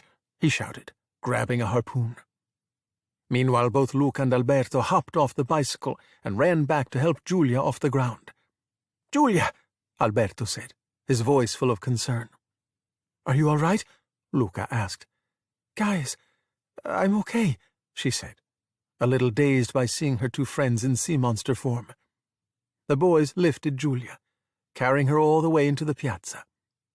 But when they entered, they were met by Massimo and a wall of fishermen wielding nets and harpoons. The mob surrounded the children. "Sea monster!" Massimo shouted. "Giulietta?" "Papa, I—" Alberto looked up at Massimo hopefully, but Massimo was frozen. Alberto's smile faded as the rest of the fishermen closed in around them. One of the fishermen laughed. "You're not going anywhere." Ercole stormed through the crowd, armed with his harpoon. "I saw them first. The reward is mine," he shouted, stepping into the circle of fishermen. This time, Luca stood up to him. "We're not afraid of you," Luca said. "No, but we're afraid of you," Ercole said. "Everyone is horrified and disgusted by you, because you are monsters." "There he is, Luca!" Daniela shouted, as she and Lorenzo entered the piazza. "Let us through," Lorenzo said. The mob was closing in tighter and tighter. "Stop! They're not monsters," Giulia shouted. "Yeah? Who are they then?" Ercole snarled. "I know who they are," Massimo spoke, silencing the crowd. The fishermen parted, allowing Massimo to step closer. Gently he took Alberto's hand and said, "They are Luca and Alberto, and they are the winners!" He raised Alberto's hand in the air. A ripple of confusion ran through the piazza. "What?" Luca asked. Alberto couldn't believe what he was hearing. "Really? They can't be the winners. They're not even people," Ercole said. Massimo ignored him. "Signora," he continued, nodding at Luca and Alberto's bicycle, which was lying across the finish line. Signora Marsigliese studied it closely, deliberated for a moment, and then shrugged. "Technically, legally, yes," Signora Marsigliese said. Luca gazed around at the crowd, which was murmuring in confusion. Massimo looked sternly at the fishermen until they lowered their harpoons. Some shook their heads in disgust, and some began to leave, but Ercole wasn't finished. "Who cares if they won? They're sea monsters!" While Ercole was preoccupied, Giulia snatched his harpoon and handed it to Alberto and Luca. Together they snapped it in half. "Ciccio, Guido, another harpoon, velocemente!" Ercole demanded. When they didn't obey right away, he was infuriated. "Ah, idioti! Be useful for once in your pathetic lives!" "Guido?" Ciccio said. "Ciccio?" Guido replied, as if each understood exactly, precisely what the other was thinking. And so they walked right over to Ercole, picked him up, and tossed him directly into the fountain. "Gah!" Ercole said in a panic. "I can't swim." He thrashed in the shallow water, in danger of damaging absolutely nothing other than his pride. But Ciccio wasn't done. He pulled out Ercole's wool sweater and threw it in after him. "Oops," Ciccio said. Guido looked at Ercole, stuck out his tongue, and blew perhaps the most elegant raspberry in the history of raspberries. "It's over," Giulia said, watching from afar. "The reign of terror. It's finally over. Luca!" Turning his head at the sound of his name, Luca smiled as his mother and father broke through the crowd and wrapped him in the tightest of hugs. Of course, as it was raining, Daniele and Lorenzo were now fully revealed as sea monsters too. "Luca, you had us worried half to death," Daniela started. "And you must never do that again. And you raced your little tail off and kicked so much human butt, and I'm so proud of you, and I'm so mad at you." "I'm sorry," Luca said. Daniela hugged him even closer. Lorenzo joined in. The crowd watched in astonishment as the sea monsters hugged their sea monster kid. Some of them softened at the sight. One human parent watching them hugged their own child close. "Signore e signori, the winners of this year's Porto Rosso Cup, the underdogs," Signora Marsigliese announced, walking up to the kids with a trophy. "Bravissimi." The kids cheered, finally realizing it was real. They were the winners of the Porto Rosso Cup, The kids of Porto Rosso started celebrating too. Go, underdogs! Ercole lost! I know sea monsters. The two older women the boys had encountered when they'd first come to town, the ones Luca had accidentally called stupido, tossed their umbrellas aside. The rain hit their skin, revealing that they were sea monsters too. It looked like Luca and Alberto hadn't been the only sea monsters hiding in plain sight. Chapter 18. Luca and Alberto had their Vespa at last. The rickety wheels rolled along the cobblestones as kids from town ran behind them. Whoa! They got a Vespa? No way! Ha ha ha! Feast your eyes on the greatest Vespa the world has ever seen, Alberto shouted. Giulia and Luca cheered. Alberto zoomed into the garden when Massimo was serving dinner. The Vespa made a horrendous coughing sound as parts fell off it. Perfect, Alberto said proudly. Massimo smiled and served pasta to his guests, Daniela and Lorenzo, and Luca's grandma, who was also there, incredibly. Prego, mangiate, mangiate, Massimo said. Then when he saw Grandma, he added, Signora. Grazie, Grandma said, taking the pasta. Mom, what are you doing here? Daniela asked. I come to town most weekends, Grandma replied. Daniela laughed and watched her son as he talked to Giulia and Alberto. He seemed so happy, so carefree. What he did today was amazing, Daniela said. But we can't let him stay in this world, can we? Some people, they'll never accept him, Grandma said, eating her pasta. But some will, and he seems to know how to find the good ones. So, where will you go first? Giulia asked. We're gonna stick around here for a bit, Alberto said. We gotta fix this thing up before we take it across the entire Earth. Okay, just don't forget to pack. Santa Gorgonzola, Giulia said, suddenly realizing something very important. I need to pack, for school. Oh, yeah, Luca said wistfully. For school, you're gonna learn so much. I can leave you some books. You can? Luca cried. Come on, Alberto. Luca followed Giulia, and Alberto watched him go inside. He smiled, happy for his friend. Then his eyes went to the Vespa, and a thought came over him.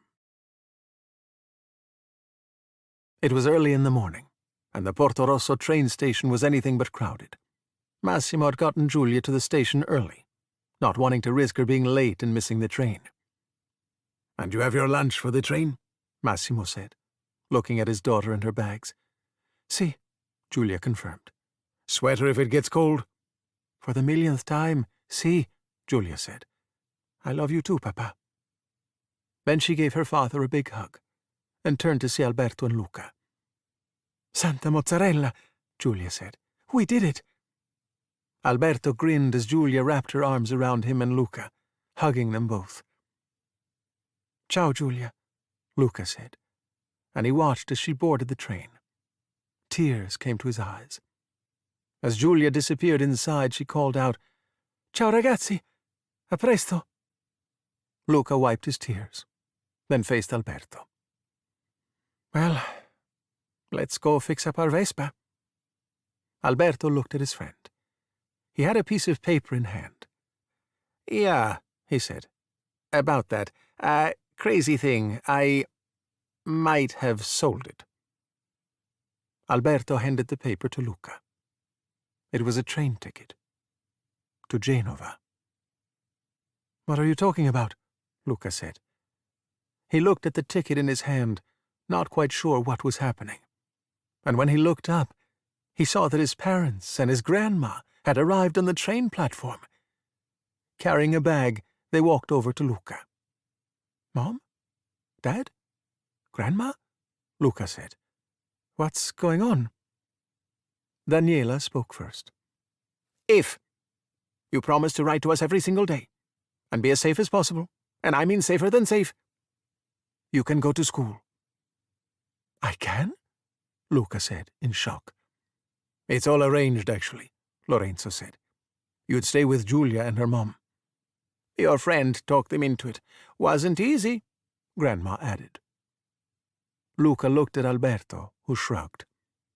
He couldn't believe Alberto had done that for him.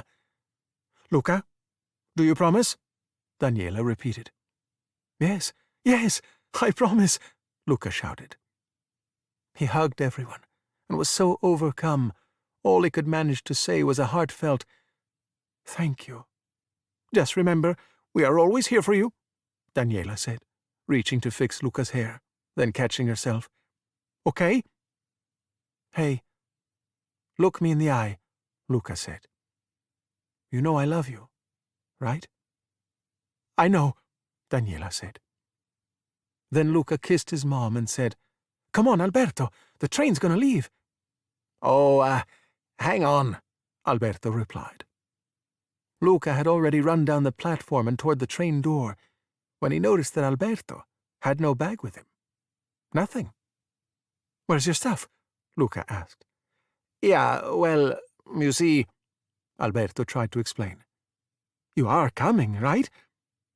"I would," Alberto said, "but Massimo asked if I wanted to stick around. Move in, maybe. And I just thought, I think he needs me, you know?" Luca stood next to the train door, unsure what he should do next.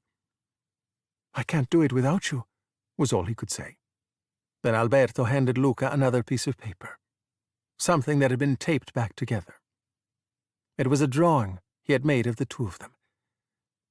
"But you're never without me," Alberto said. "The next time you jump off a cliff, or tell Bruno to quit bothering you, that's me." "How am I going to know you're okay?" Alberto wrapped Luca in his arms. "You got me off the island, Luca," Alberto said. "I'm okay." The train was about to leave, so Luca slowly ascended the steps of the train just as rain began to fall on the covered platform. The two boys shook hands. The train pulled away from the station, with Alberto running alongside. When he reached the edge of the platform, Alberto jumped off into the rain, transforming into his sea monster self. "Woohoo! Go, Luca, go!" Alberto shouted, as Luca watched his friend grow smaller and smaller. Luca kept looking until he couldn't see Alberto anymore. The train entered a dark tunnel, and for just a few minutes, Luca sat there, alone with his thoughts. When the train emerged from the tunnel, Luca saw the hills that overlooked the sea. He leaned out into the rain and transformed into his sea monster form. Luca took one last look at Porto Rosso, then ducked inside, ready to meet Giulia and the bright future that was just a train ride away.